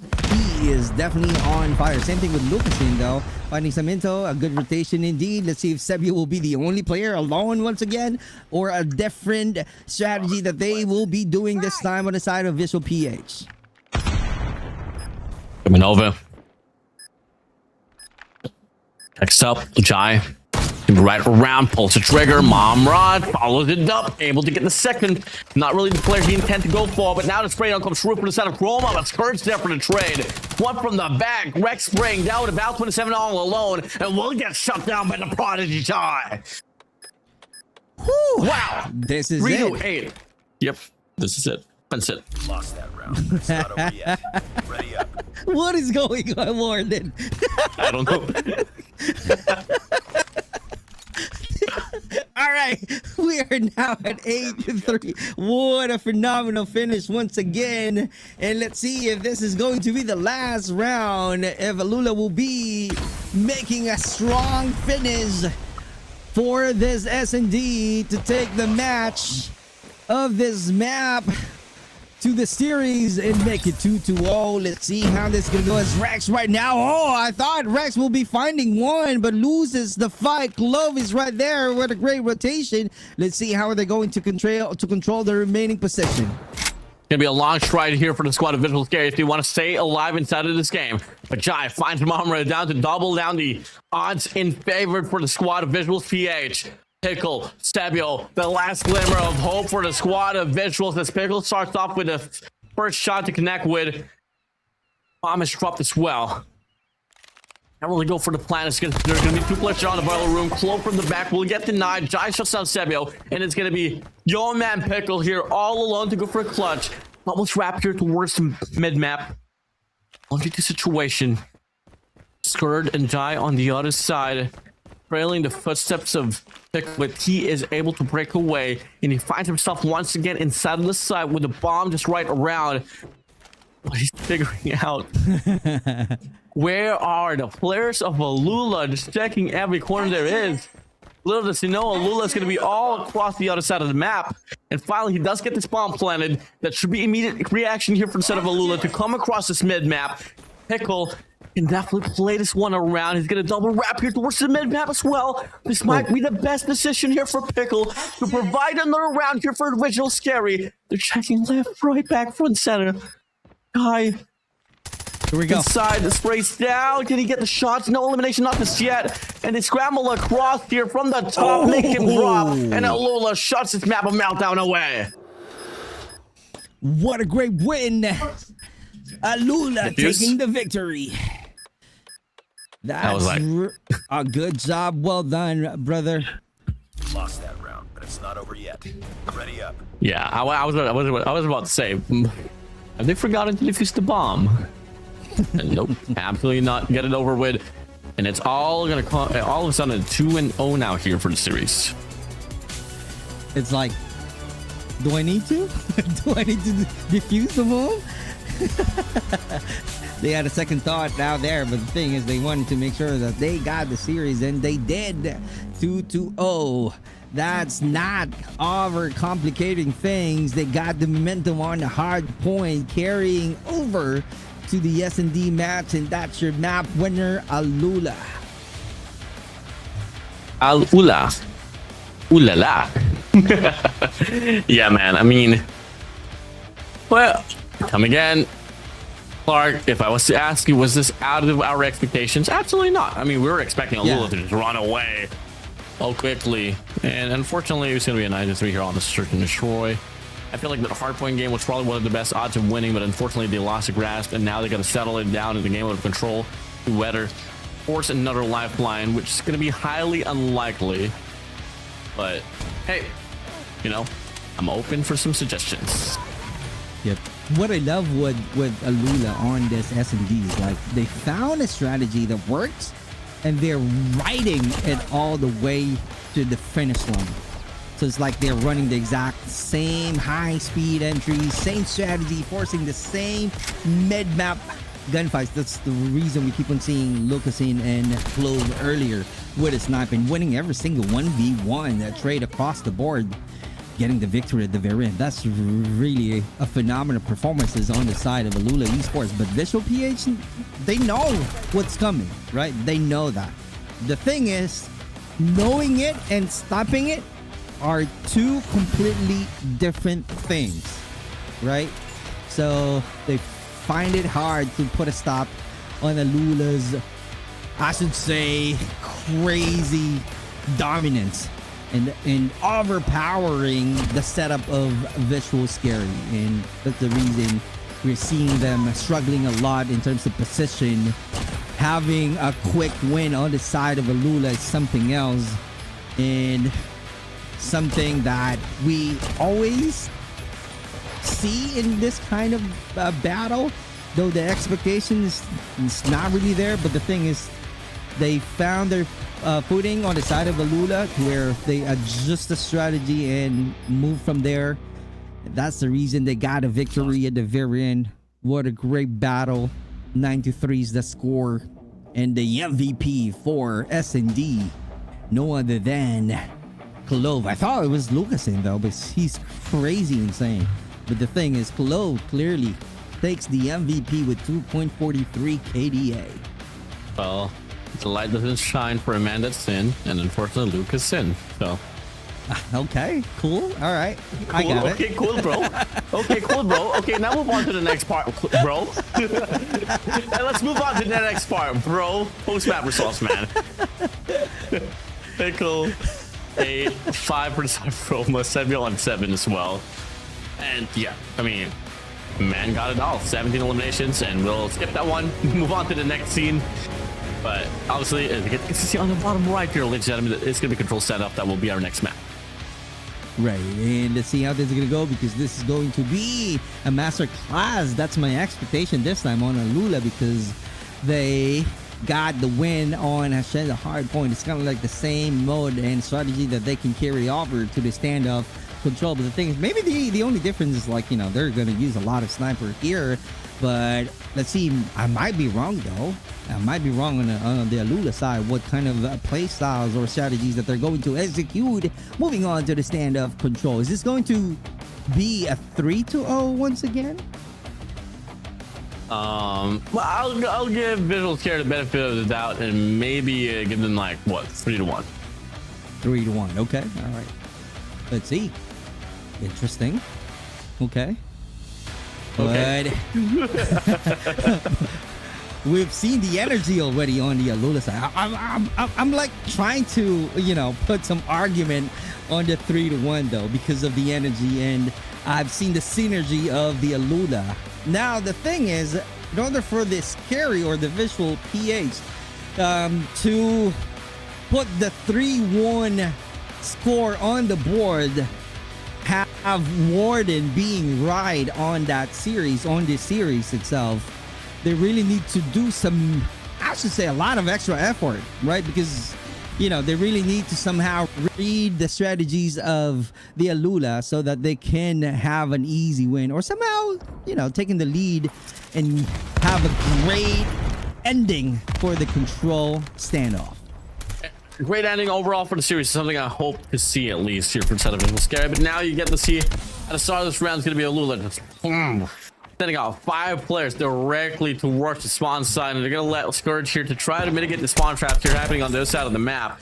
Rex finds the first here though off this wave, finds the giant away. Mama takes away Lucas in, and FDX as well. And the life count here much for better, at least for the time being for the set of Visual SKAERI. But all of a sudden, Glow finds a double, and we'll be able to equalize things up. Here we go, Mamra trying to find some intel rotation being made already on the B side. We are seeing some utilities being used already, but Pico being hard with a 2v1 situation. The score is 21-22. Still, Visual PH still got some lives, still shining through. FDX with a frag, finding no value at all, but Mamra knocking them down. 21-18 to 20 seconds to play. Nicely done here so far from the set of Visual SKAERI. All they got to do is repel away the players of ALUla coming from the next 2 waves and could possibly win by the time duration. But as they come through, Clove, Giant, Scourge all involved on the feed, and now they are able to equalize the lifeline. Pickle goes for an extension here, but Scourge shuts him down, and all of a sudden it's now going to be ALUla here finding himself on the front foot. Oh, Jai, clearly making a play with 2. That's insane, and still looking for a better sideline. He's moving on to the 3. He got a total of 7. Let's see if he can find more value. He got a good angle. Oh, he got 4. That's a skill that we are looking for if you're a sniper. Oh yeah, Stebio, the sniper here all alone as well now here in this 1v10. 5 complete players per set of ALUla, 5 on the reserves as well for them.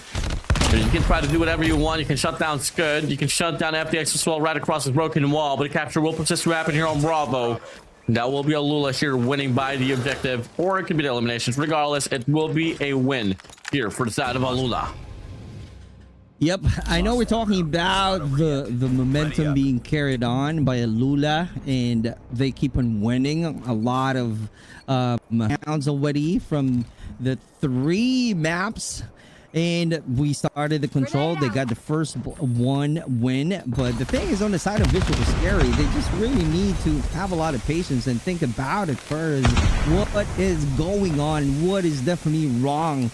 And somehow making it slower, finding their pace right now so that they can definitely perform well. Finding a good defense on the side of ALUla, because right now they keep on losing it. But like SKAERI right now with the Sparrow, and Glove is right there helping out. Another one, can he find some value? SKAERI really annihilating all of the soldiers of Visual PH right now, even if there's a cloud of smoke in front of him. 14-27. Visual SKAERI once again here finding himself here at back foot, back against the wall. ALUla in control. FDX with a double. Scourge and Sebio Mama able to shut down Scourge as well. 30 seconds remaining here. No progression whatsoever for set of Visual SKAERI. This round should be it. Round's over. Not unless we get to see someone pull off a miracle. It will be the squad of ALUla that will be able to take this one down and put this game on map point. And only going to be a round away as well for them to win off this series. No more restarts anymore here for the set of Visual SKAERI. And all of a sudden, Cloves finds a triple spray down from the back alleyway to seal the deal. Map point here for the side of ALUla. Oh my, Chloe, what a huge performance on the previous round, and we are seeing 2-0. Is this going to be a 3-0? Wow, we are playing and starting the match point of this control. Let's see how this is gonna go right now. A lot of close quarter battle. Mamra gets one, but also being knocked down. Back and forth we go. Let's see and find out. Bakali. One more Bakali. Pushing pickle.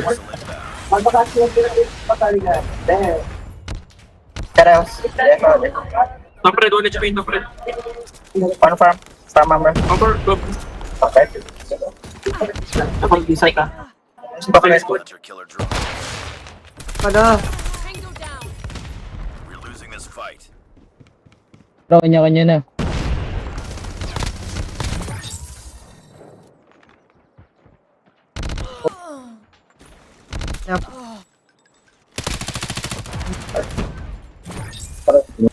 Flashbang. See. 11 to 21 now. It's the final stand here for the squad of Visual SKAERI. Annihilator, Claw here, draws out by the side of SKAERI. It's going to be Pickle and Rex here trying to provide another lifeline for the squad, but it doesn't matter for the squad of ALUla. Looking to prolong this one though. Rex still active here with his Annihilator. Spots one player. That's going to be Jai here right across the factory side. But all of a sudden, it's going to be Lucas in and Jai shuts down another. Double for the side of Jai. Lucas in and Sadovich is predicted point. They stack it up and they cleared away. Two players remaining here on this farm side. And it's going to be Sabio and Rex all alone. The equalizer's out and Chloe will shut it down. It's going to be a clean slate here for the squad of ALUla. And this map from standoff. A clean slate as well for the series. What an absolute masterclass of sheer dominance of ALUla. Whew. They came into control on stand-up with blood in their eyes, kicked the door off its hinges, and didn't let Visual PAs take a breather for a single second. Well, they really owned the high ground and definitely, you know, keeps on having, though there's some trade-offs that we keep on seeing, but clearly a sheer dominance on the side of ALUla. Congratulations getting the victory at the very end. Lucas and Clove dropping half. Really a good number of eliminations already. So that's really an essential player, I should say, on Team ALUla. A phenomenal statement win to ALUla. Great job. This is it. This is really the top contender, a top fragger for Garena Qualifier for ALUla, ending the series with 3-0, brother. So it's really a sweep, ruthless sweep, brother. It was definitely a wrap, you know, ever since the start of the spawn trap there for the squad. I mean, hands down, efforts was granted here for the squad of Visual SKAERI, but it was just too overwhelming for them to deal with at some point, and especially the map like Stand Up as well, where it favors the team that's able to get the push out and win those first 5 initial kills. Well, that is it. Nice try for them. It is what it is. And just like that, I can't believe it, bro. We're down towards our last series up to the next. Yep. And if you remember, I mentioned earlier that ALUla doesn't want to write the history. They wanted to create their own, and they did on this series. 3-0. Clearly sending a massive message to the rest of Garena qualifiers, right? And but today the spotlight belongs to ALUla Esports, plus SKAERI being the MVP for this map. He got a 2.71 KDA. That's insane. Clearly dominance, a huge help for the team. Great job. It is what it is. You win some, you lose some, and the scores doesn't lie. 0-3. And on the side of SKAERI, they did their best though. They had their chances, they had their momentum, but they're not able to carry it at the very end because ALUla is definitely overwhelming them, knocking them down, keeps them winning the fight. Really a masterclass. Clearly, they know what to do. Mechanical skills is really one of their advantages. And closing out the angles clearly works on Lucasin also with the sidelines. Effective sidelines that he keeps on using every now and then. That's the strategy that really works on the side of ALUla Esports. Yeah, with that being said, I mean, that's going to be a clean slate here once again. Once you hit the 250 on the Hashina hard point, 3-9 on the Meltdown Search and Destroy, and a 0-3 here on the Snap Control. And for the Portuguese fans out there supporting Lucas and all across the world, I gotta say a message to y'all. Espero que todos tenham gostado dos jogos. So hope y'all enjoyed the show, and hopefully you all stay along, even though, right, I mean, ALUla is already done. Lucas is not gonna be here anymore, and well, ALUla, once again, they will be our series winner. Congratulations, a massive win for ALUla. Let's see how this is going to go right now as we move on to the next series. Elevate fighting against the Visual Indonesia. Let's see how this is going to go. Another series that we are expecting to be quicker. But before we talk about more about them, we want to talk about and highlight the series MVP for this match.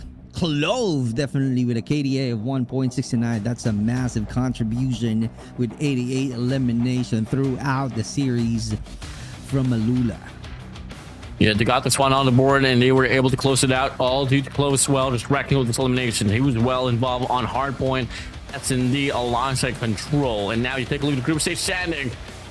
ALUla will have a stellar 6 series win, 18 map wins, 0 series loss, and only 1 map drop, bro. That's a massive statement, bro. He's ALUla definitely taking this seriously, reaching out their goal, focused on the mission to be part of World Championship 2026. So let's see how are they going to carry the momentum moving forward on the playoffs. Clearly, they are the top fragger. And yep, that's really a great 2 series already. A quick 2 series, 3-0. Now moving on to the next one, which will be the last series that we're going to use tonight. That's going to be Elevate and Visual Indonesia. So let's see how this is going to go. If this is going to be another 3-0 or Visual Indonesia will clearly showcase and bring their A game to make a play and surprises us with their sheer performances. Definitely. I mean, it's going to be happening in just, well over, 15 minutes or so. And I hope you guys will be here. Staying tuned. Once again, you guys are enjoying the action that has been coming through here all across the broadcast. I mean, we had a nuke already from the side of AJ, 30 KDA for him. Rivals on a dominant spree up against ASAP, and now we've got the witness ALUla Club shutting down the players of VIZUALZ SKAERI. What comes next is going to be Elevate up against the squad of VIZUALZ Indonesia. And to be honest with you, this has been long form rivals. I mean, leading up to Worlds this year's run, I mean, VIZUALZ Indonesia, they were a pretty strong team. They were formerly known as Kagendra. And let's just tell you this, man. I mean, they used to be really strong. They were able to qualify on the World Championship back in 2023, and I know for damn sure they've been hungry for that. But with that being said, before we head straight towards the next series itself, this is the Call of Duty Mobile Garena Qualifiers 2026. We'll be right back after this break.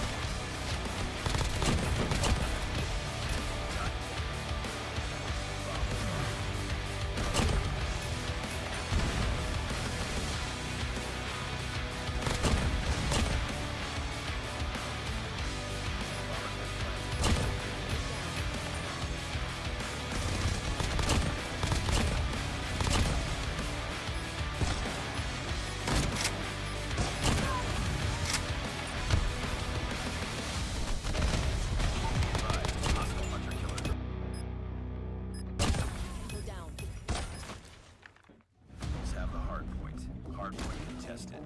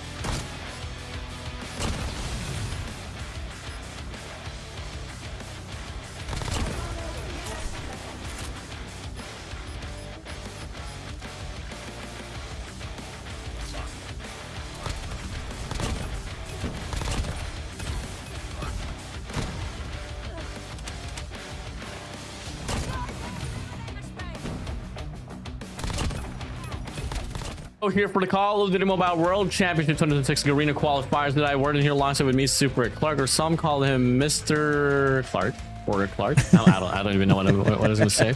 But with that being said, I mean, Clark, we're down towards our last and final series here, and it is going to be Elevate up against VIZUALZ Indonesia. I mean, you did have a bit of a projection in regards to how this series will go down. Let's go back to memory lane, man. I mean, how do you feel like this game will come through?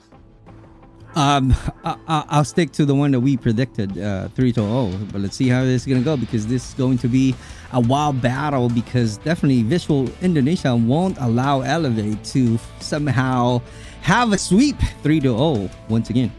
Somehow, some things never change. And let's see. Well, we'll definitely see, though. I mean, VIZUALZ Indonesia, they have a pretty decorated squad, man. I mean, back then, you know, draw back to early 2022 and 2023.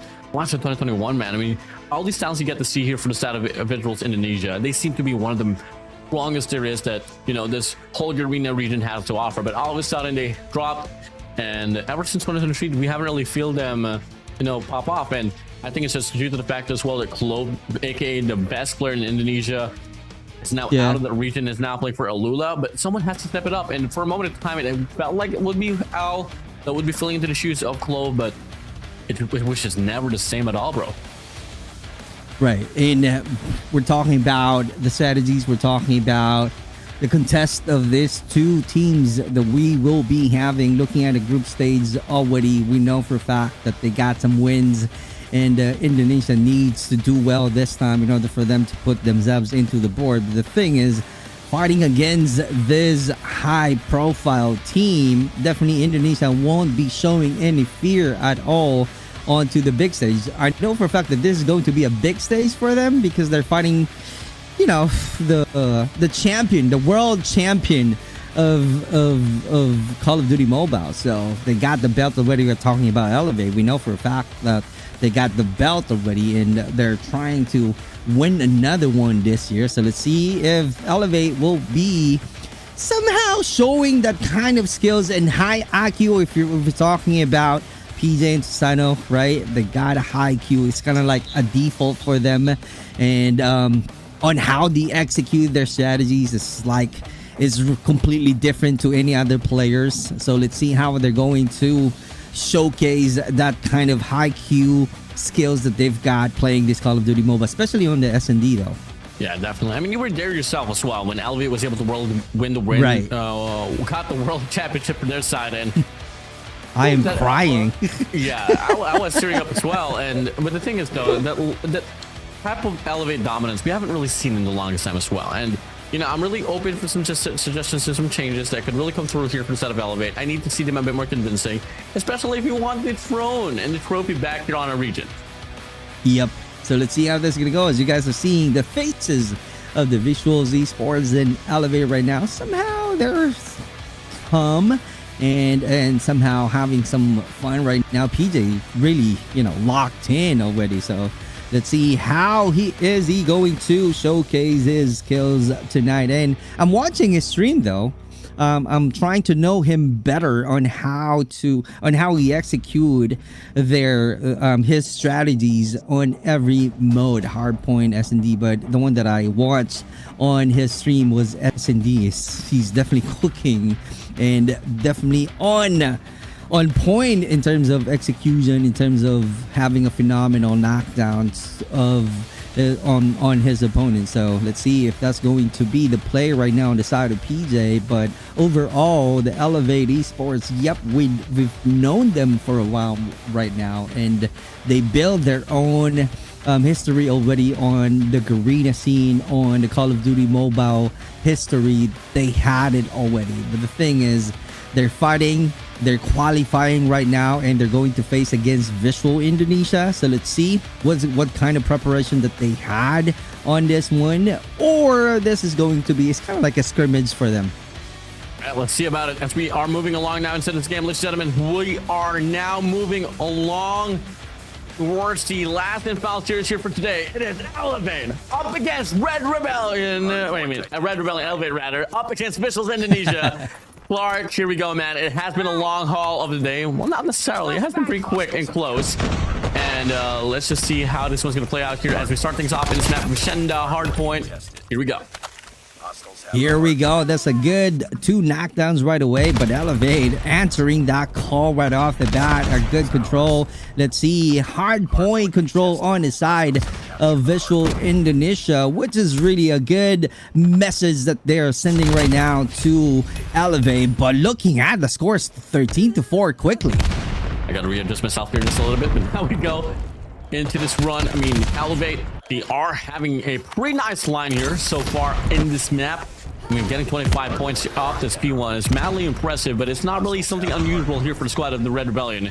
And VIZUALZ Indonesia, man, they're scrambling across here on this movie side, launched at open halls. And they're not really finding the means to put themselves involved here on this P1. PJ controlling the entry point, which is really good. A good help for the team Elevate right now, and he knows on how to close out the sidelines. That's a good elevation control on the side of Elevate. Moving on, still PJ on a POV, finally being caught off guard. Sigo come around here, 38-10, picking through, and you are seeing just a lot more fights now here for the set of VIZUALZ Indonesia, but you've gone through the first step here. It comes along the second and the third. That's going to be the middle stage of this hard point and the tail time. And so far at the mid stage, not doing too shabby here, but Kalo finds himself just a little bit more pushing up inside of the hill. Now there's going to be 3 players here for the set of Elevate, trying to clear out the hard point, and it will be them here able to get the break. The question is, so how long can they withstand the reinforcements here coming from the backside of VIZUALZ Indonesia? And that's going to be a strong entry on the side of Visual Indonesia, but the OP is right there investing the Sparrow onto the hill. Clearly the money hill, and putting a stop on the control for the Visual Indonesia. Still having a hard time to take that hard point, and still we are having 59-24, 7 seconds. Let's see how this is gonna go right now, and the control is still on the Visual Indonesia, but Elevate keeps on winning the gunfight. What a great flank indeed on the side of Kenji. Yeah, massive takedown here, and I don't exactly know what is the OP laughing about, but this game seemingly on the spectator side seems to be up close in some way. But it does feel like the you know, from the side of Yopi and the squad of Elevate, they're just having a bit of a fun time here this map of Shenda. Clearly a fun time. I don't see any pressure at all on the side of Elevate. It's kind of like seeing their faces. They're seeing, I could say they're being nonchalant. Yeah. I mean, you know, that's exactly sometimes what you need to do, especially when you are in this competition. But now you get to see the squad of VIZUALZ Indonesia, though, with some laughter being shared by the squad of Elevate. They're going to be able to find a means to get themselves now inside the hard point here for the set of VIZUALZ Indonesia. 3 operators out, able to accumulate the initial 20 seconds that this hard point has been able to offer. The clock's going to be coming through as well here for the set of Me6, and well, that's going to be sufficing enough for them to be able to put a little bit more bulk here for their side in regards to the points, but still not going to be enough, though, to be tied up with the squad of Elevate. PJ putting some aggressive move right there when he rotated these being found easily. Kalo is also out there moving on and finding and making a play, but also loses the battle at the same time. Fran, that's it. And Yopi with the control and a great drone control, and the investment really finding some value on the side of Elevate. That's it. 91-42 with 41 seconds. Let's see how this is going to go. If this is going to be a full control once again inside of Elevate, as we are seeing Freddy going down to the ground. Yeah, Hellfire running through. Elevate here, still in control. Yopi on a 6 spree. Looking to get the 7 on the top side. Shuts down Zen. And has this perfect opportunity now here to go for the extension here and gain some more map control to get more points here racked up on this P4. Yopi pushes up 2 players to worry about. Gets his 8 spree. Looking to get the 9. PJ is going to be supporting him as well. And he is still alive. The captain's still sailing. That's really a phenomenal performances out there on the side of Elevate. Yopi right now really looking to find one, but also being caught off guard easily. And PJ onto the hill we go, about to do some reset. 3 seconds right now, and making a value on a scrap time. PJ about to control the hard point, which is really an evident and really a huge performances of Woody. 132-43 huge lead on the side of Elevate with 48 seconds still taking the control. Oh, absolutely, man. Take a look at the monumental run here from the side of Elevate. VIZUALZ Indonesia, where are you at? So far, Fran, the veteran, has been able to carry the weight for his side. But the rest of the crew got to step it up because the players of Elevate, they are on an overdrive. Ooh, what a clear dominance on the side of Elevate, clearly bringing their A game. The IQ that I am talking about on the side of Elevate clearly shows right now, controlling the hard point. And the Visual Indonesia, they are really having some difficulties finding some answer, as we keep on seeing Chloe being able to wipe out earlier before being caught, and right now a good control on the side of Kendi. Operator War Machine finding 2 value out there. Let's see how this is gonna go. EMP systems incoming. Yeah. Hardpoint locked down. Hostile down hardpoint. Tiga tuh poinnya. Mati tuh, mati tuh. Guys, keluar mah guys. Aduh anjing, maju cok klaunya. Kalau masih di Langsung aja Sar. Warma drive. Drive number. Ini mas mana? Pasti. Belakang. Ingat mana? Apa saya? Tadi itu jangan direct. Mulai kasih dorong. Terus. Drive dia na terus. And to go 194 to 48. We all know for a fact it's not the first time that we haven't been able to see Elevate at this front foot, but it's not the ordinary as well here for the set of VIZUALZ Indonesia to get dominated just like that in this map of Hardpoint. I mean, come on now. We all know for a fact that the squad of VIZUALZ Indonesia, they got a lot more to offer. The question is though, when will they pop off? They got to do it right here, right now. Oh my god, you gotta find a way on how to put a stop on the phenomenal performances on Elevate, as we are seeing the score already 2-15 though, and Susano keeps making a play on the hill. That's clearly insane. Addition with the pretty, and just like that, killer feed. I keep on seeing yellow and Al trying to answer, putting some 2 annihilations, but not enough to somehow take the lead, because it's going to be too far. It's about to end right now on the side of Elevate. Gonna be more than enough time for them to do so. 20 points remaining for the side of Elevate. Susano from the back here, pressing the players of VIZUALZ Indonesia away, and only 2 more waves. It's gonna be a clean wipe for the players of Elevate. Player 2, PJ extends out, they flip the spawns. Now it's gonna be 3 players here for the side of Elevate here. Getting it down here from the E-box side. 2 operators to withstand for the players of VIZUALZ Indonesia. And just like that, 5 more points to claim. VIZUALZ Esports Elevate take it all away, but they're not gonna back down. Not just yet, they wanna force another hard point. Ooh, extending the time. That's going to be the key. But the thing is, a lot of pressure being made already on the VIZUALZ Indonesia. Kendi loses the battle. 1 point to go, and this is it. This is going to be Elevate taking the first series, taking over the map of Hacienda. Yeah, GG's well played. Elevate. Truly elevating the competition, baby. That's what you like to see. And as hype as we are, is how poker face they are as well. They're just like, Warden, what are you screaming about? Just another day in the office for us. I couldn't agree more. That was just, you know, that wasn't just a win on the side of Elevate. That was a total suffocating lockdown. You are seeing them from their POV. Their faces being shown on our broadcast. They are nonchalant, and Elevate held every single hard point like it was a personal property. And that's the reason they gotta win. A clear dominance and a phenomenal finish. Huge lead, taking the map. That's what you like to see from their side, and now they go, I mean, just like ALUla and Rivals, man, they just want to end things up as quickly as possible. I mean, there was a bit of a difference there for Rivals, especially on the game 3 control. You know, AJ was taking his time, OD early, building up the nuke. And by the way, ladies and gentlemen, if you guys are sending it to the show, please, after this matchup here with Elevate and VIZUALZ Indonesia, go back to the first series, specifically on the game 3, if you guys want to witness history, because, well, AJ dropped the nuke. Yeah.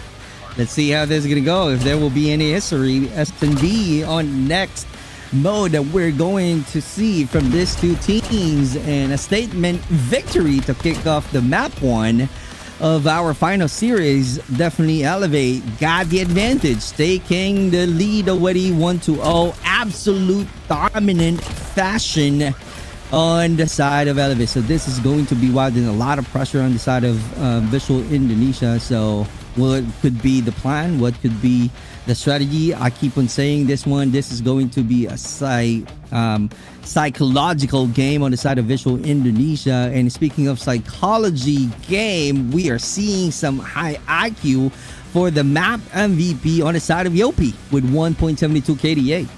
As I said inside of the game, man, the captain is still sailing, baby. And you know, there was a moment in time as well, drawing back to like the early stage of this year's run. Yopi had a pretty, let's just say, awful season out of his standards. But for him to be able to, and by the way, if you guys don't know as well, Yopi was a 3-finger player, and he moved over to 5 fingers. And ever since that day, when he made that change, this guy has been slaying it out, man. What a great performances. What a performances in 1.72 ADA. A high octane team like VIZUALZ Indonesia. This is really a statement on the side of Elevate. Well, Yopi, he was everywhere. Winning his 1v1s, securing the critical entry frags, ensuring the hard point map, controlling every hard point. That was clearly insane. A complete blowout from start to finish. Woo. Well, we'll see about it in just a little bit. Now we are going to be transitioning now towards the search and destroy. Oh, baby.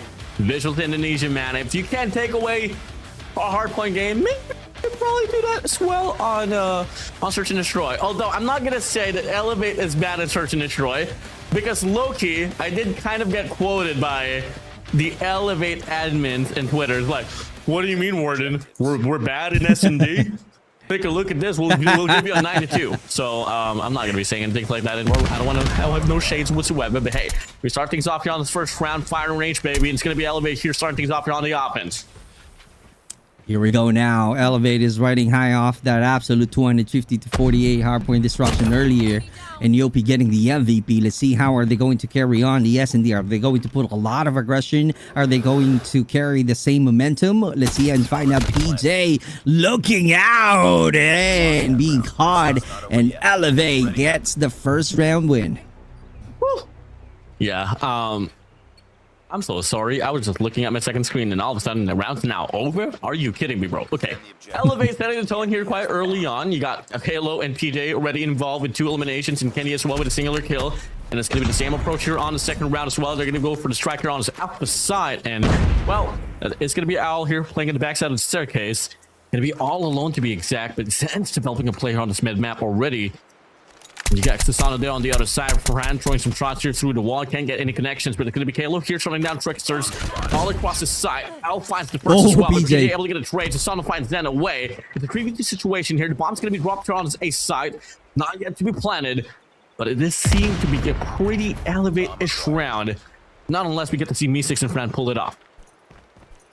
Let's see and find out. Susano with a good rotation right here. Mid control being evident. Fran is right there holding on. 30 seconds is still the time to play. Let's see what kind of execution that they need to find, and finding some intel on the Fran, and Me6 is right there with a rotation. Let's see. Oh, what a great explosion. 3-point with the frags, and PJ ending the round 2-0.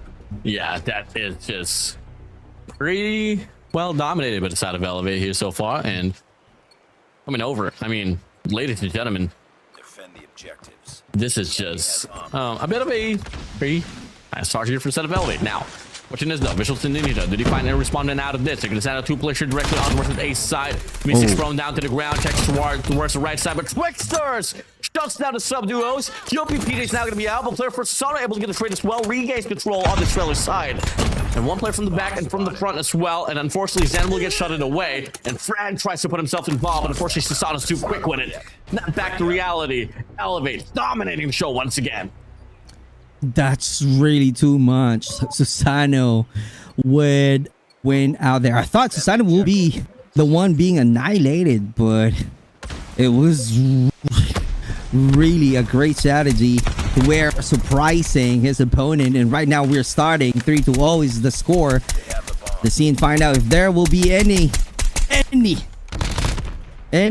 strategy that somehow bring the point to Visual Indonesia. They really need it. Fran doing some wall bang though with no value at all.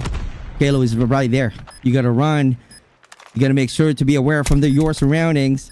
Hearing the footsteps of Woody. Zen adjusting the position, looking for a better angle. 3v5. Oh, what a shot. And just like that, Fran still holding on. Miss 6. Looking for an intel. Loses the battle. Here we go now. PJ for another ending. Phenomenal knockdown. That's insane finish once again inside of Elevate. Truly dominating that round. Yeah, I mean, I don't know if we're going to get a 9-0, but it does seem to pave into that way. All just due to the fact that Elevate's just running away with these rounds so convincingly. And you start things off and Kalo finding a massive double. Oh my god, so sorry for your Tricksters. And then you're going to be sitting this round here quite early on. Not much of playing time now. And it's going to be Yopi getting this bomb planted now here on Bravo. And you got to worry about one player rogue here towards the back. It's getting the pulse trigger. Finds Me6 away. Fran looking to get a respondent. Able to get the pop off the headshot. But it's a 2v4 situation with a bomb planted here. This should be another round for set of Elevate. Oh, ow, being caught. And Fran is also trying to make a play earlier. PJ, it's kind of like a deja vu. He keeps on ending. He keeps on annihilating the last player of the Visual Indonesia. 5 for nothing right now is our score. They have the bomb. Did you order a 90 Clark? I didn't, bro. I don't know where this is getting delivered. I think it's for the COD community, man. But damn, I mean, it's gonna be a bit of a 50-50 round here, at least as of this moment. But Zan's gonna be able to push up, finds Asano away. Yopi, we're gonna get another as well. I was gonna be able to slip by zigzagging through, but the punch down is good for Kendi. And now it's a 2v3 though, but numbers looking so much brighter here for the set of Visuals Indonesia. Yopi and Kalo. That's a PKM on hand, and Zen's just gonna piece off from the bullets. And now it's a 2v2 situation. It's like a miracle right now on the side of Visual Indonesia. They keep on guessing the location of Elevate. Yopi for a finish. Mystic is the only one remaining. Let's see how this is going to go. This is going to be hard with a 2v1, putting some pressure already. 39 seconds. Let's see if Elevate will still have a great finish. Me6, he needs to do it. Is this going to be a clutch? That's something that we need to find out. Closing out the gap already. Let's see how this is going to go with the use of that sniper. This is going to be hard. 22 seconds. Let's see. Me6 still rotating. No intel available. Finally being found. Yopi. This is it. What a great slide. Oh, Me6. What a class. That's the one that I'm talking about. This time we are seeing some great performances. Whoa, with that. You know, let's just say a breather after a lot of, I should say, high pressure or being stressed out, being the only player alive, right? Yep. I don't want to say it though, but you guys seen it, right? You guys seen it, but it is what it is. I'm doing that as well whenever I'm super stressed.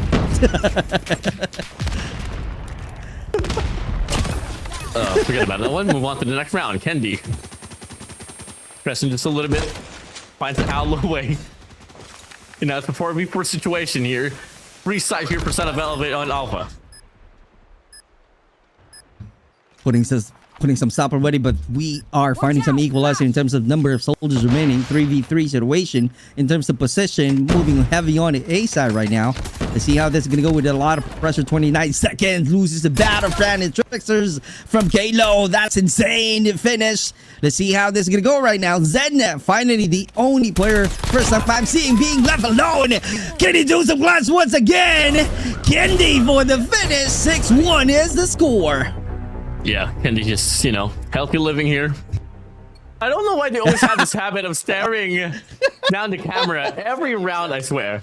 Every freaking Yep. round, they always stare down the camera for some odd reason. But hey, they like the stare downs, and as they go, coming over, plays off the picks. Can they find another?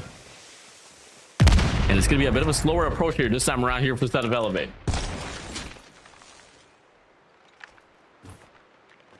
Here we go now. Meet 6 once again. 6-1 is our score. Still a lot of time to play in. Rotation being made inside of Visual Indonesia. They got the control already. Let's see how effective it is.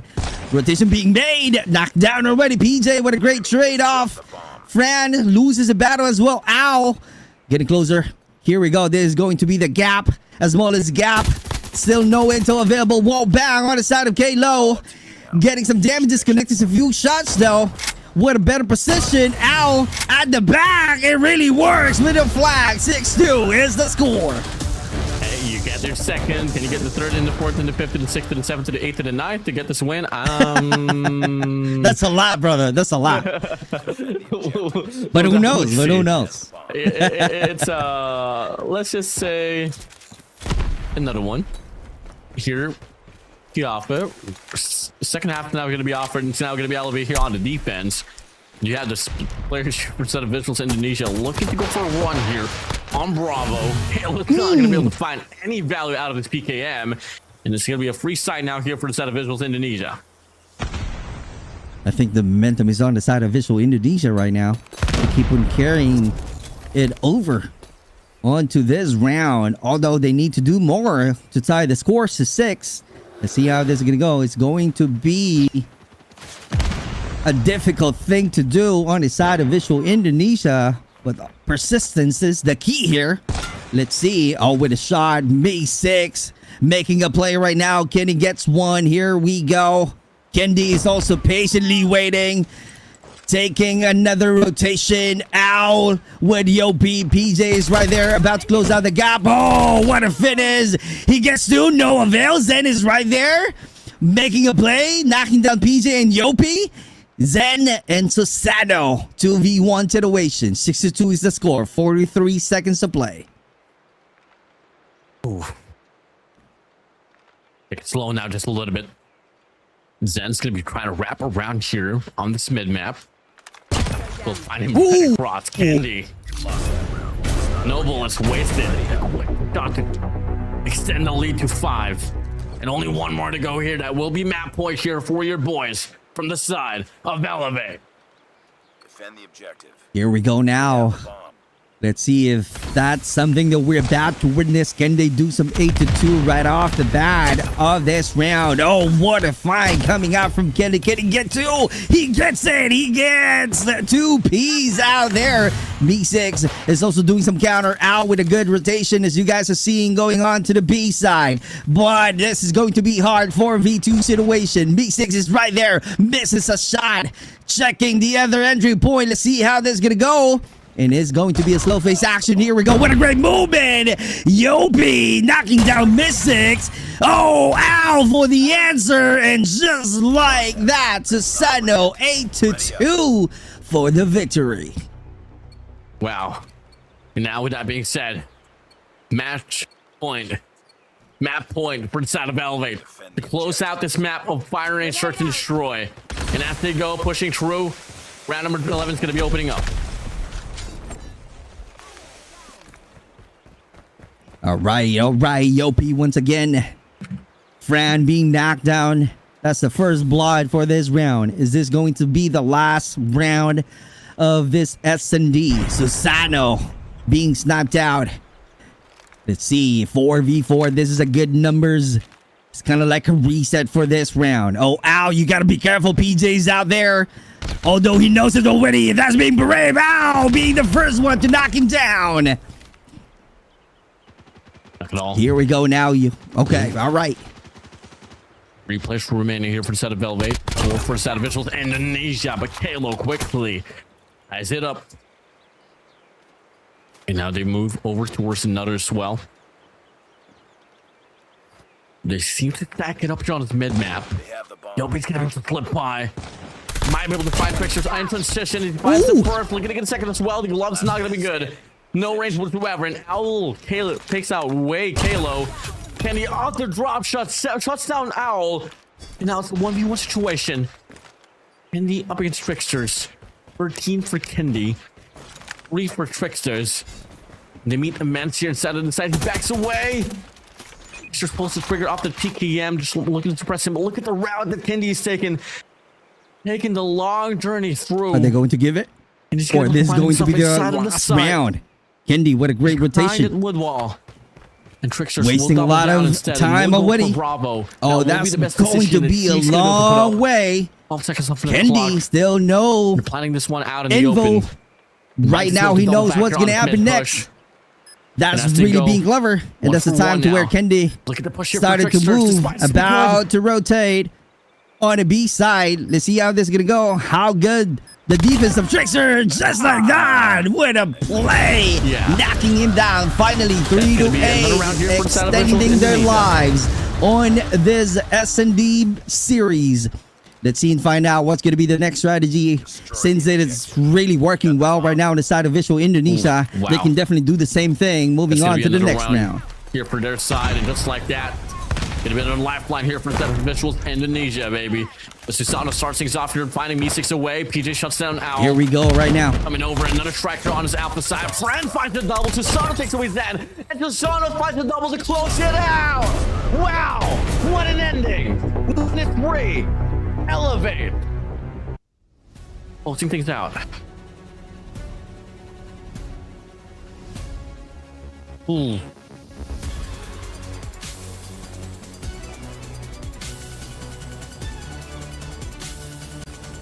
Now, with that being said, coming over. Ladies and gentlemen, I don't know if you guys are hearing a bit of the technical difficulty. Me and Clark are not really able to hear each other. But we do apologize for a bit of the technical difficulty in regards to the audio itself. We had a bit of a misconnection here from our backside of communications, but rest assured we'll get it fixed. For the time being, that being said, going to be Elevate now here, finding the means to be able to put themselves here on this series point as they find another game mode for their side. Congratulations to Elevate. I hope you guys are hearing me now clearly. There's technical difficulties. You guys know we're definitely having a bad weather, so it is what it is though. But in terms of having a bad weather, this is not a bad performance. It's clearly on the side of Elevate because they managed to win the S&D clearly with a huge lead, a dominant performances once again on the side of Elevate. Congratulations. We are now moving on to the control side. To the control mode of this series. Oh, well, granted, what lies next is going to be the control game mode, and just like how it went down coming from our last two series here, Clark, it all boils down to this. Whether can we see the start of the reverse comeback from the Davids, or the Goliaths will just be able to shut it down here in a 3-0 fashion. Let's see and find out. We still need to see and witness what Visual Indonesia can offer for this tournament. Let's see, because right now in terms of mental, it's going to be hard for them to decipher what else can they do fighting against Elevate. It's clearly to show right off the bat. They started with 0-5 Visual Indonesia. After that, finding some footing in terms of knocking down Elevate soldiers. But the thing is, it's not enough to get a victory at the very end. It's really overwhelming in terms of the performances of Elevate. Yeah, well, granted, we are going to be moving over now towards this initial series where I'm not concerned how to feel about this. On a hard point, it was absolutely dominated. Same goes for the Search and Destroy, and we, sum things up. Our total saying that you combine hard point and Search and Destroy, and you get the offspring of Control. So if you mix those two up and you convert it to what has just went down coming from the last two maps, this should be a quick and easy run here for the set of Elevate.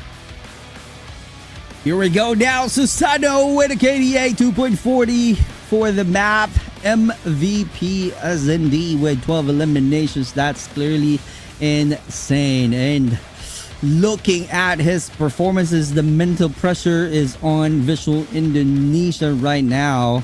This is going to be a critical breaking point to them. So let's see what kind of performances that they're gonna do, seeing the scores 9-3. But a huge help on the side of Zen from Visual Indonesia with 11, but not able to sustain at the very end. Trickster needs to do more to help out the team. But moving on to a different mode, though they lost the battle for the hard point, like I keep on saying that the control mode is kind of like the same strategy that you can apply for control. What I'm talking about is kind of like the same mode from hard point and control. So since Elevate got the victory for the hard point, it's easy to say that the Elevate will be dominating the control mode. Now, ladies and gentlemen, you guys are enjoying the show here. It's dominant from the side of Elevate, or the stride as thriveness. Visuals Indonesia. But make sure you guys are following us all across the social media. This is the Garena broadcast here for, well, the Garena qualifiers for the Call of Duty Mobile World Championship 2026. Starting things off here with 8 teams on the group stage. Initially, in the next 3 days, we're going to be popping it down towards the last 4 that will be making it to the playoffs. Now we draw back towards our maps and modes, ladies and gentlemen. It was 58-250 on the Shenda Hardpoint, 3-9 on the Fire Range Search and Destroy. Now we move over towards our favorite house of the day. I mean, I don't know. Wait, I got a question for you, Clark. Which house would you want, Shenda or Raid? I'll go with the Shenda. Maybe because of the elevation. Yep, maybe because of the elevation, and it's easy for you to take control of the high ground. Maybe that's the reason I won Hacienda. In terms of raid, there's a lot of corners that you need to work things out. You need to master all the little rooms available from the raid. Yep. So that's the reason Hacienda is for me an easy map to play. Okay, you like it more authentic, I guess. I like it more modern. I'm gonna go for raid. So here we go. We're gonna be heading straight towards my dream house. We start things off here on the first round. It's gonna be Elevate here on the offense, and Visuals Indonesia. Me in here on the defensive side, coming through. Sasano's gonna be able to get the first here from the side of Elevate. Sasano leads the way, and Kalo finds that as well. There's gonna be a bit of a trade-off here back and forth as we through. Just like that, it is gonna be a 50-50 battle here right off the get-go. Yep, 50-50 battle we go. Yopi taking down another soldier of Visual Indonesia. Let's see if he can add more. He started with 2. Let's see if he can get another one. Ow, making a play. Definitely 25-23. I don't know. There's just something about traumatic experiences with raid and marksman. So I'm not gonna say Sasano drop a nuke or something like that. That would be too much, right? 2 nukes in one day. No, we'll see about it. But for the time being, Visuals Indonesia doing absolutely so well, retaining this lead in regards to the life count. I mean, yes, for sure, Elevate has been able to invest in a lot of bodies as well to be able to get some progress here on this B control point. But Visuals Indonesia, man, not looking too shabby. Right, but they really need to exert a lot of effort right now. This is it. This is clearly a mental game for them, and they really need to put a stop in the chaotic battle that we are seeing right now on the side of Elevate, because they keep on knocking down and keeps on winning a lot of gunfights, and Yopi being caught this time. But the score is 17-11, and they're still losing the battle. But good thing Zen is right there trying to extend their lives. Another one. Oh, he misses it. Let's see how this is gonna go right now, as Elevate is still taking the lead with 13-8. Bit of a switcheroo, a bit of a back and forth as well, but all of a sudden players of Visuals Indonesia, they're now going to be on the trail, on the back foot. VIZUALZ here looking to find some glimmer of hope, but unfortunately for them, the life count is just depleted up hard. I mean, Friction's able to push here towards the back, good for a 1 back, and he shuts him down. And now it's going to be Fran and Meeseeks all alone from the side of Visuals Indonesia to clutch it up. 4-3 is their eliminations, but it doesn't matter for Yopi and PJ, and Elevate will be able to start off so strongly in this map of raid. Elevate is playing with pure house money right now. They're really aggressive. They're confident, definitely, because of the 2-2 lows in our series. And about or I should say, they're smelling the 3-0 finish. What do you think, so, brother? I mean, I'm kind of hungry for some more donuts. So hey, Okay, let's all get right. it, elevate. Yeah, we see it happen, but obviously VIZUALZ Indonesia, they're like, no warning, you gotta go on a diet. We'll give you a breadstick instead. Yeah, we see another one here for their side, but for the time being, though, it's gonna be the players of Elevate here just running it through. So far, they're able to win the initial break off, but they have been depleted the pot by the players of VIZUALZ Indonesia, and that's gonna be a silver lining now here for the squad to be able to put themselves inside of this control point. Capture starts to rack up the first segment said and done. That's definitely true because VIZUALZ Indonesia right now have a great start, 24-21. Let's see how can they keep up the energy that they really need to have in order for them to equalize to 1 for the control. Let's see how this is gonna go. But Zen got the angle. Oh, what a shot with a frag. Zano has been on a spree already, 10 kills to himself, so looking to back away here, resetting on this bedroom side. Now 19-18, though, still giving the squad of VIZUALZ Indonesia here on this lead. The players come to shove. It's going to be Al here developing a push here towards the backside, so it's also anchoring things down here on this bedroom side as well. They want to take up the fight, they want to create some more space, but it does back away. Sano pops his Annihilator. Tempest is out here for PJ on Zig. Spawn trap galore. It's offered by the players of Elevate. Bam! All for a fact. They are tied up here in regards to the live count. What a great angle. He closed out sidelines on the side of PJ with a Tempest and another one, Trickster, being the MVP. As you guys are seeing, he's definitely on fire with 11 eliminations already with Annihilator, adding one more. Let's see how this is going to go with Fran. He gets 2. Gonna get 3. Oh, what a shot. What a great finish. And it's not yet done. Finally, he is being shut down. Yeah, 14 for the side of Sano, 10 for the side of Kalo and PJ as well. They're gonna go for the clutch, but unfortunately, E6 drops 1 with a claw, crashing the faces of Elevate. It's now gonna be the sub duo here remains. From the back. Kalo sprays down. Kalo still staying alive. 8 lives remaining here, looking to go for the push out there on the kitchen side. Tech sub finds another. Fran is out. The veteran comes through. Ow! Able to get the trade, and now it's gonna be PJ here, the Terminator, here all alone in its 1v7. 5 complete set of players for a set of VIZUALZ. 2 reserves. You don't got to do too much here. They're going to scramble across the garden side. 1 on the money room. And he puts himself directly inside of the point. Not going to bite it, not just yet. PJ gets the read, gets the first. Looking to get the second as well, but the trade's good for the veteran Fran. Head up now for the game. VIZUALZ Indonesia able to win the second round. That's a good one. A great strategy. A good read on the side of VIZUALZ Indonesia, tying things up with 1. Here we go. We will be hearing them in no time. Let's see and find out as we start the battle. Operator being invested. Let's see how this is going to go. How are they going to communicate? Friendly Predator missile inbound. Hunter killer drone deployed. Mati semua. Wajib dia guys. Aduh, ada mantek ya. Pon 3 orang tuh, jalan. Belakang 3. Zig belakang pre. Jor belakang jor. Mati gua. Jalan 2. Berarti ya kan. Saya mau sponsor lagi satu. Ada kitchen 1 ya. Kitchen. What? Bola lagi bye. Zig apa nak? Kitchen set. Jadi bye. Ya kan.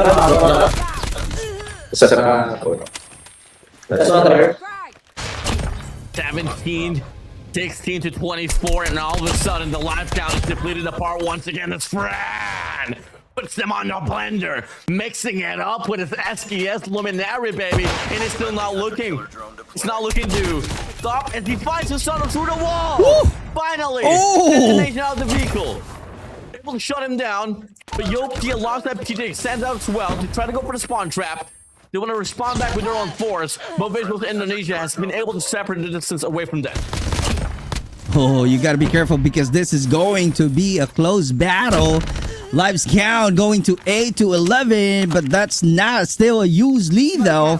You got to make sure that you carry the momentum on the side of Visual Indonesia, as we are seeing Trickster is one of the MVP, one of the top fragger that we have from the Visual Indonesia, joining Fran just like that, adding one more with 17 total. Trickster once again trying to be ready. War Machine is out for Kendi. Here we go, no value at all. Trickster's once again knocking down Kendi.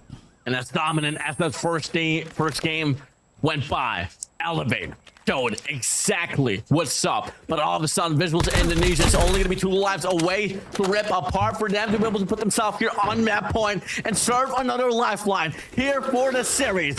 Halo is going to be all alone. Al shuts him down, putting across the board. And it's going to be VIZUALZ Indonesia only a round away to force game number 4.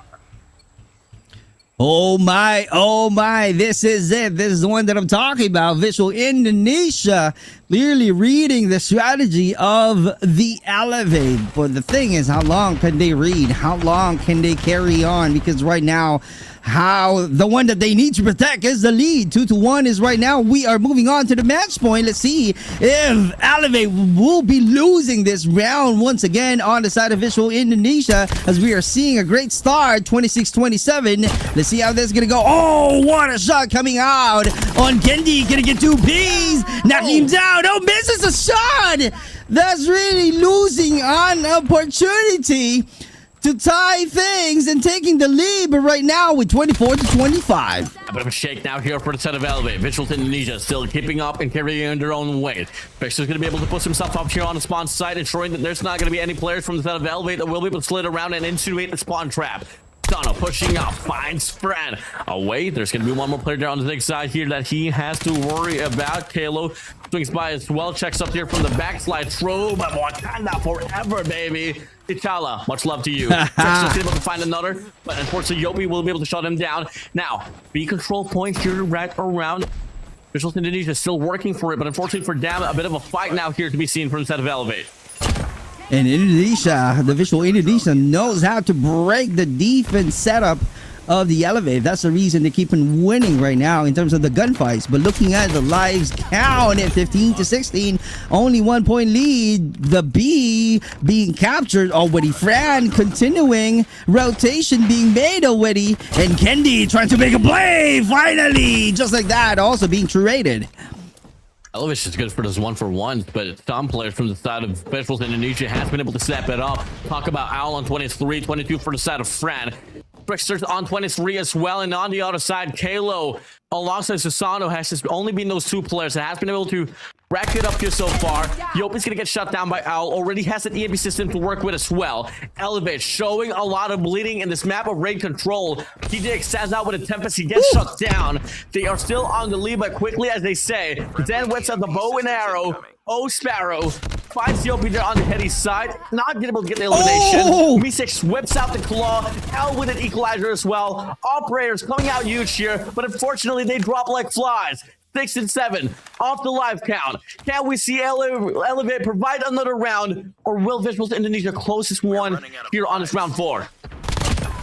Oh, this is going to be a lot of pressure. What a great start coming out from Big Six. Yopi is right there putting a stop. Let's see if he can add more. This is it. 5-4, 24 seconds. Oh, what a shot. Ow. And Trickster coming out from Yopi. Sparrow clearly finding some value in terms of the performance of Elevate. Right now it's 5-1. This is it. They are about to find an equalizer, tying things up to 2. 2 for 2. No extension granted. There will be no overtime. This will be the final round. Can we see Elevate serve a clean slate, or will VIZUALZ Indonesia force a game number 4? Here we go. Here we go now. This is going to be the intense battle. We are tied at 2. One more win. It might be a A 3-0 series. Let's see if Visual Indonesia about to put some stop War Machine investment right away. Let's see how this is gonna go. Mystic knocking down Yopi, Sasano from Fran, and just like that, Trickster adding more, and BJ with Zen. Here we go, Yopi once again. That's insane. With 25-26 is our score. VIZUALZ Indonesia, they send out a B-strong push here at the start, and they're able to win the life count. They deplete apart the players of Elevate, and they send them back there on the court side. And they're going to be able to get some massive progression happening here on Bravo. And it's going to be the players of Elevate just letting that one slip through. But one player from the back, Zen, able to get a singular, and wow, looking to be a double as well. But Peter's able to get a trade. But still, though, time extension will be granted here for the side of VIZUALZ Indonesia. And they get all the resources that they need here to end this game on a high note. Here we go. If this is going to be on the side of Visual Indonesia, is this going to be a 2-1 series? This is what elite competitive Call of Duty Mobile is all about. No room for error on the side of Visual Indonesia. Fran keeps on performing, but also getting some damages. Let's see. Rotating right now, looking for a better angle. Loses a battle. Ow, Kendi traded. That's a good one. 11-21. That's a huge gap. This is it. This might be a Visual Indonesia to put mark on the scoreboard. Let's see and find out, because it's about to end.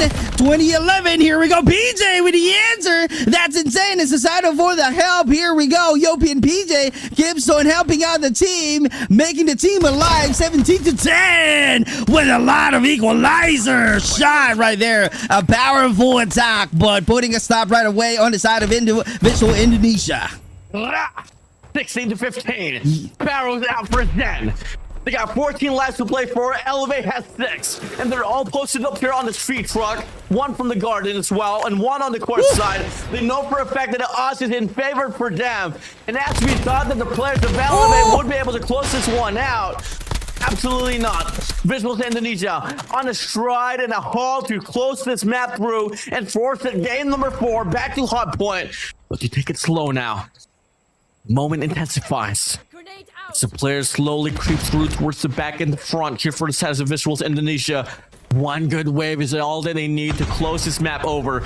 Sub 28 seconds remaining, but Kendi and PJ leads the way. Head marker here for Susano. Yoki out with a bow and arrow.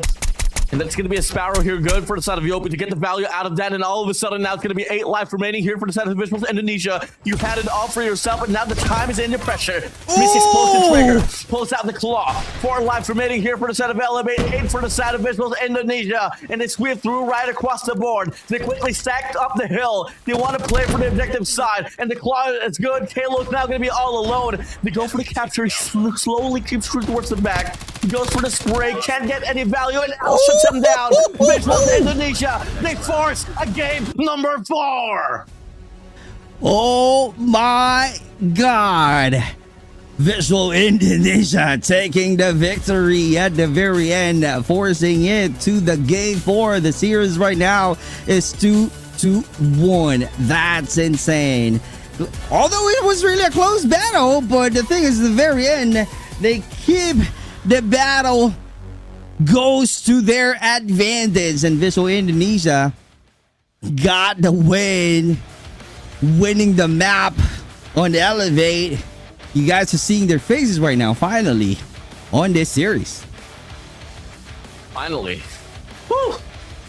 Dude, I'm sweating bullets here, man. My God. On the commentary desk here, I wasn't expecting that at all. Whoa.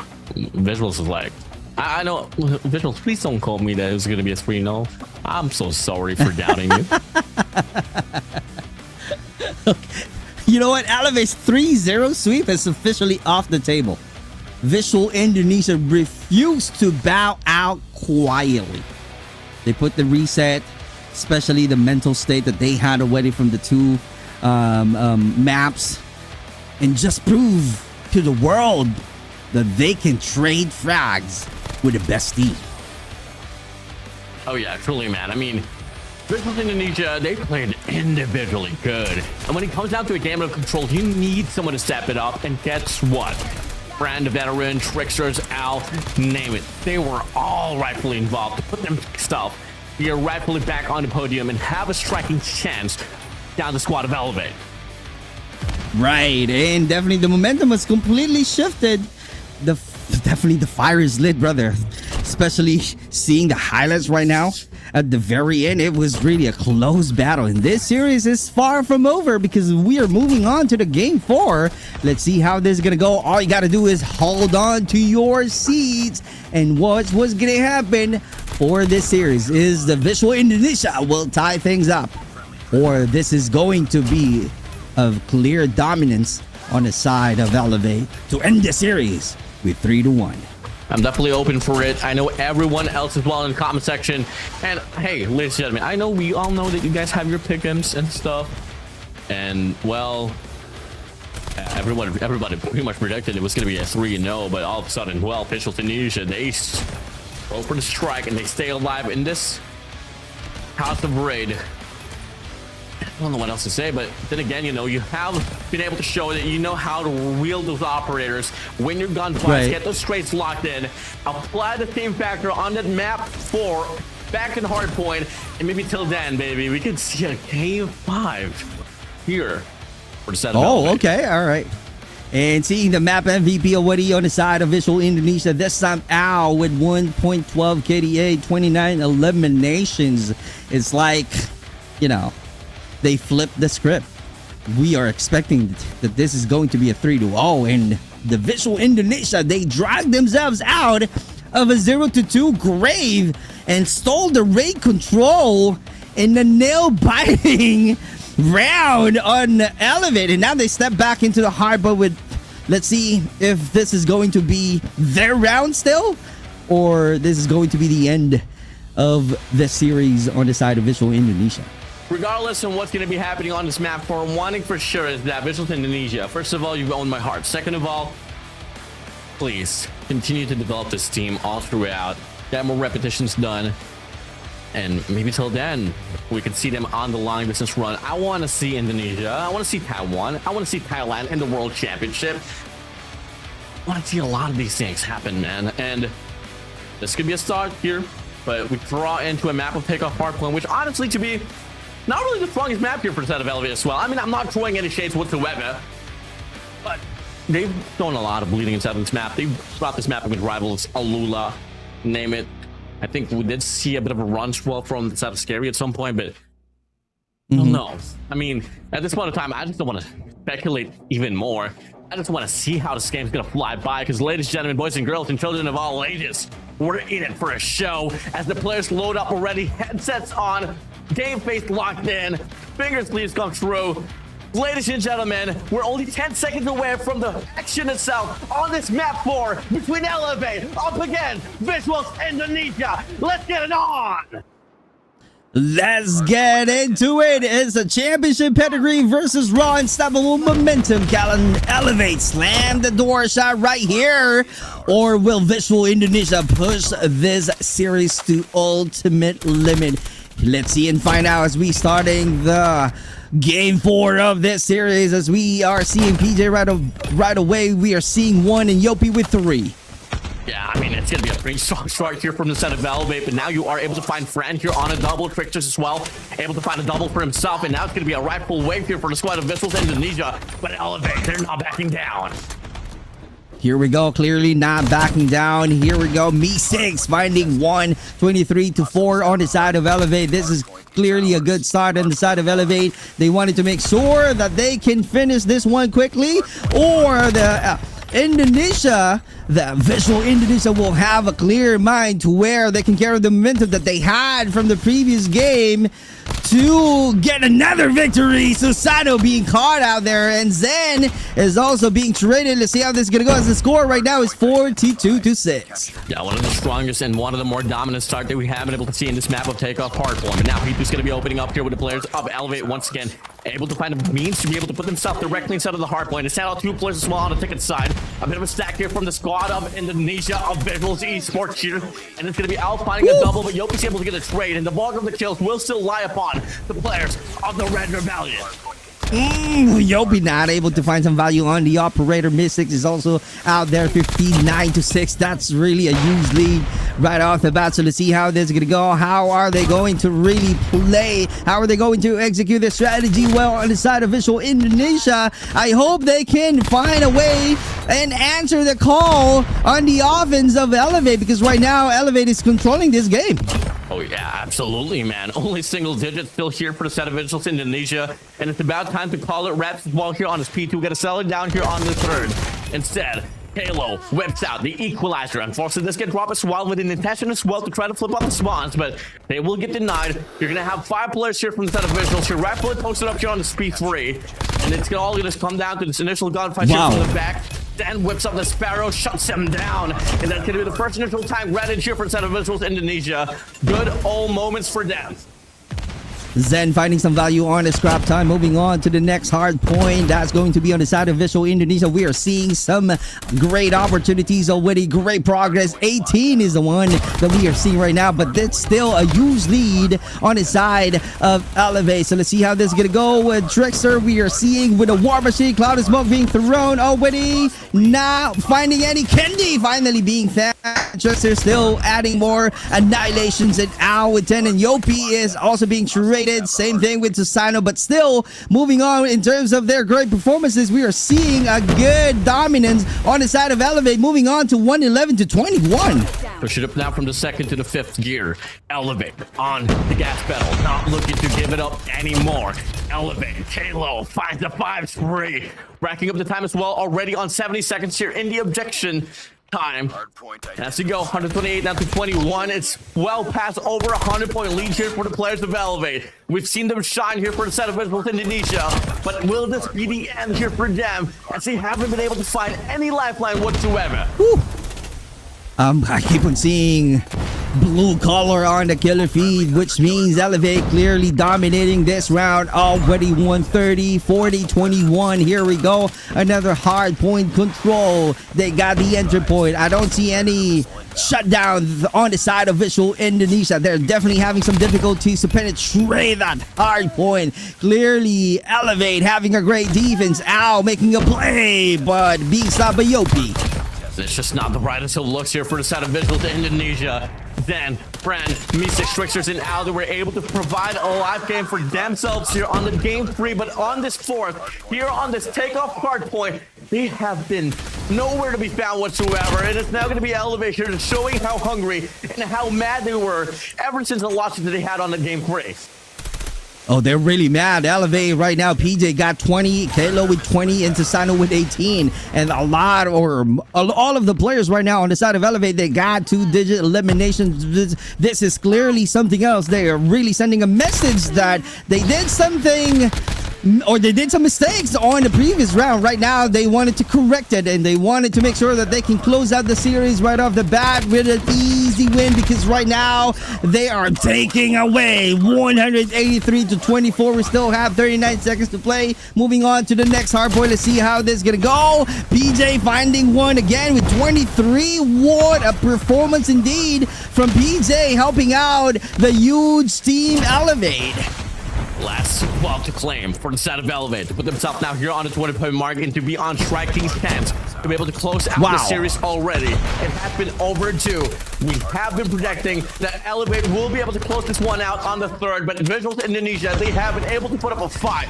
But now as they go, Elevate once more getting the break here for the scraps, and surely they will be on the 20-point mark.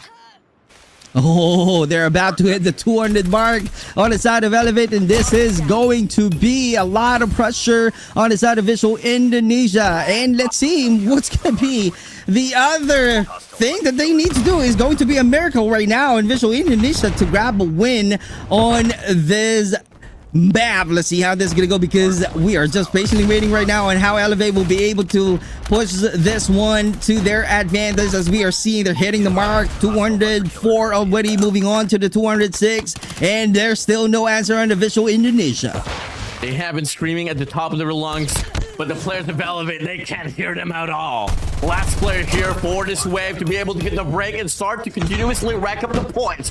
Loppers out to Sano on a 2 combo spree, spots a player right across the map, able to get the shot to connect, and PJ will extend himself out into her towards the backside, able to clear out the pavement, and it's going to be elevated once again. Good for the scraps, and they only need sub 0.5 more points to close out the deal. Here we go, Susano about to really rotate, finding some intel. No avail this time. McKinney gets one. Here we go. Also being caught off guard, and just like that, Ow making a play on the high ground. Clearly evident right there. It's very essential, but only got one piece on that gameplay. 224 right now to 62. I don't know what to say anymore. This might be the end of this battle on the side of Visual Indonesia. We can see that the series is about to end with 3-1, and Elevate will be taking over this hard point, clearly performing well. Good trade happening though, but the thing is, in terms of the scores, that's really a huge gap, and definitely I don't know what kind of energy that you need to use to really tie the scores to 200 at least. But this is going to be a hard fought battle on the side of Visual Indonesia. One thing that can carry the weight can be the claw, but unfortunately they got dropped. And Elevate now here inside of the hill. No spawn definition, but it doesn't need to be that way for them. Last 3 points remaining. Elevate one more wave to hold on to, and just like that, they close out the series in a 250-72 fashion, and this map will take off hardpoint. Oh my god, what an absolute powerhouse performance to put the exclamation point on this series. This is it. Visual Indonesia showed incredible heart, stealing that control map on Ray, but Elevate proved why they are the titan of the stage. They close out the series with 3-1. When the pressure got turned up on the Ray control, they responded with another ruthless 250 hardpoint masterclass. And that's the reason they are the map winner and on to the series with 3-1. Congratulations, making a dominant finish on this series. Elevate, still our world champion. You like to see it, man. Props to them on this one. And with that being said, GG's well played. That sums things up for our series for today's broadcast. I mean, hey, you know, in some way, I was like, let me order a donut. And, well, Visual Indonesia did definitely deliver the breadstick that was able to, you know, to be a bit more provisionary for my diet here at Super Clark. So, hey, I do appreciate that for the side of Visual Indonesia. Right, and as we are seeing the highlights of the previous map, clearly Elevate taking the control, and it's kind of like they're really being mad losing the control mode on the previous round, and that's the reason they're putting some exclamation point right off the bat. When we started this game alone, looking at it, 117 with 21 points, that's going to be impossible on the Visual Indonesia to really take over and control the hard point. Oh yeah, definitely, man. I mean, come again, it was a pretty long fight here nonetheless. There was a bit of lifelines there for the side of Visual Indonesia, but at the end, it will be the players of Elevate cementing their names here in this map to take off hardpoint. Definitely the kingdom. The kingdom belongs to Elevate, and the map MVP, no other than Kendi, with 1.62 KDA, 34 eliminations. Can you imagine that one? Clearly unstoppable. Kendi with the dominant performances for the map alone. Oh yeah. I mean, come again, it's not the most impressive victory here for the side of Elevate, but it's not damn really slacking by any means. It was just the squad of Visual Indonesia, well, putting up a really good fight in the ring control. Yep. I couldn't agree more. They did really put a good fight in making a victory one map at a time, but yep, saying at a time, that's the only time that the Visual Indonesia got that map. And Elevate putting a mad phase, a game phase, moving on to the hard point for game 4, and that's the time to where we are seeing some clear dominance again on the side of Elevate. And on the Plebe side though, Zen clearly proving that they can definitely perform still, but the thing is clearly a powerhouse performances on Elevate side. Oh yeah, truly, man. I mean, hey, Halo is going to be able to get this back on board here with the most impact rating and 31 eliminations in the 24 deaths and an 18 assists run. And he's been able to provide a lot in regards to just bagging it up through overall. Oh, man. Wow. Series 3. You guys got to see it. Yep, definitely. Raid control went down to the side of VIZUALZ Indonesia. But on the maps that Elevate was able to win, you know, the thing about Elevate for this run, man, it's like either the fastest game or it's going to go down to the wire. And unfortunately, when they lost, it went down to the wire. And that round 5 went on hand for the side of VIZUALZ Indonesia. Plus, you mentioned it earlier before we started the raid control that this is not a strong map of Elevate. Maybe that's the reason they lost that battle. But it is what it is. You win some, you lose some. It's part of the game. you lose some, you win some. That's it. That's part of the game. But at the very end, it's clearly a dominance. I should say a complete, great and phenomenal performances on the side of Elevate. It's kind of like, you know, they're just putting a show on tonight's series, and they did it because the series MVP is no other than PJ with 1.42 KDA. That's clearly insane with 102 eliminations all throughout the series. Yeah, nicely done overall here. 102 eliminations in a single series. I mean, it did go down to a game 4. That is a big factor why it went down to the 100-point mark here for the eliminations. But regardless, PJ with the Wakanda Forever posts. Once again, much love to to T'Challa. I mean, you know, hoping to see you on Doomsday. But anyways, wow, group stage standings. We tallied it up once again. It is going to be ALUla Club here with 6 series wins and 18 map wins with only 1 map loss. With Elevate losing the other map as well, that puts them with 3 map loss, which is something very unusual for a set of Elevate, especially on the group stage. But hey, you know, make it to the playoffs. That's exactly where it just matters the most. There you have it. Those are the ranking of our group stage, and clearly it shows how good they are in terms of their performances. Top 1, ALUla and Elevate, and Rival Esports being the top 3 rankings that we have from the group stage standings. And definitely we're not yet done with the group stage. We're still moving on, and it was clearly a good series that we had tonight, Warden. We started with the Rival Esports and ASAP, ALUla with Visual SKAERI or PH, and Elevate versus VIZUALZ Indonesia. Yeah, it was a pretty long haul here, at least for the game number 3. But on the first 2 series, I mean, we had Rivals AG dropping a nuke for today's broadcast. Ladies and gentlemen, I mean, if you guys, I did tell you all, you know, after the series, go back towards the first series on a game 3. You guys are going to witness, probably in Garena Masters, or not Garena Masters, Garena Regionals history, a nuke happening here. And once again, I mean, the last time we saw a nuke was back, goes way back to 2021 on the Valkyrie series. And yeah, it has been long overdue. Finally, you know, we got that from the side of AG and the squad of Rivals. It was a 3-0. Moving over towards ALUla and VIZUALZ SKAERI. Clark, it was also a quick run as well. It was 3-0. Yeah, a bit of a fight there on the search and destroy, but till then, it was ALUla Club just looking like they want to move over towards the next series itself. We got a lot more days to go and a lot more actions up ahead, but unfortunately, we have come to an end for today's broadcast. Clark, I'm going to throw this one to you, man. Anything else to say?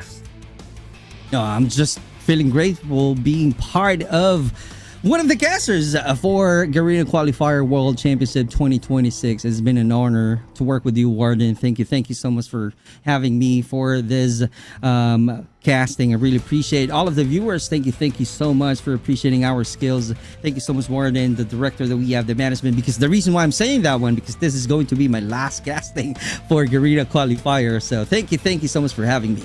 Well, with that being said, thank you so much as well, Clark. It has been awesome. Turn this mic with you. You guys are watching the Call of Duty Mobile World Championship 2026 Garena Qualifiers. Catch you on tomorrow's run as we're going to have another set of grueling matches. Good night and goodbye.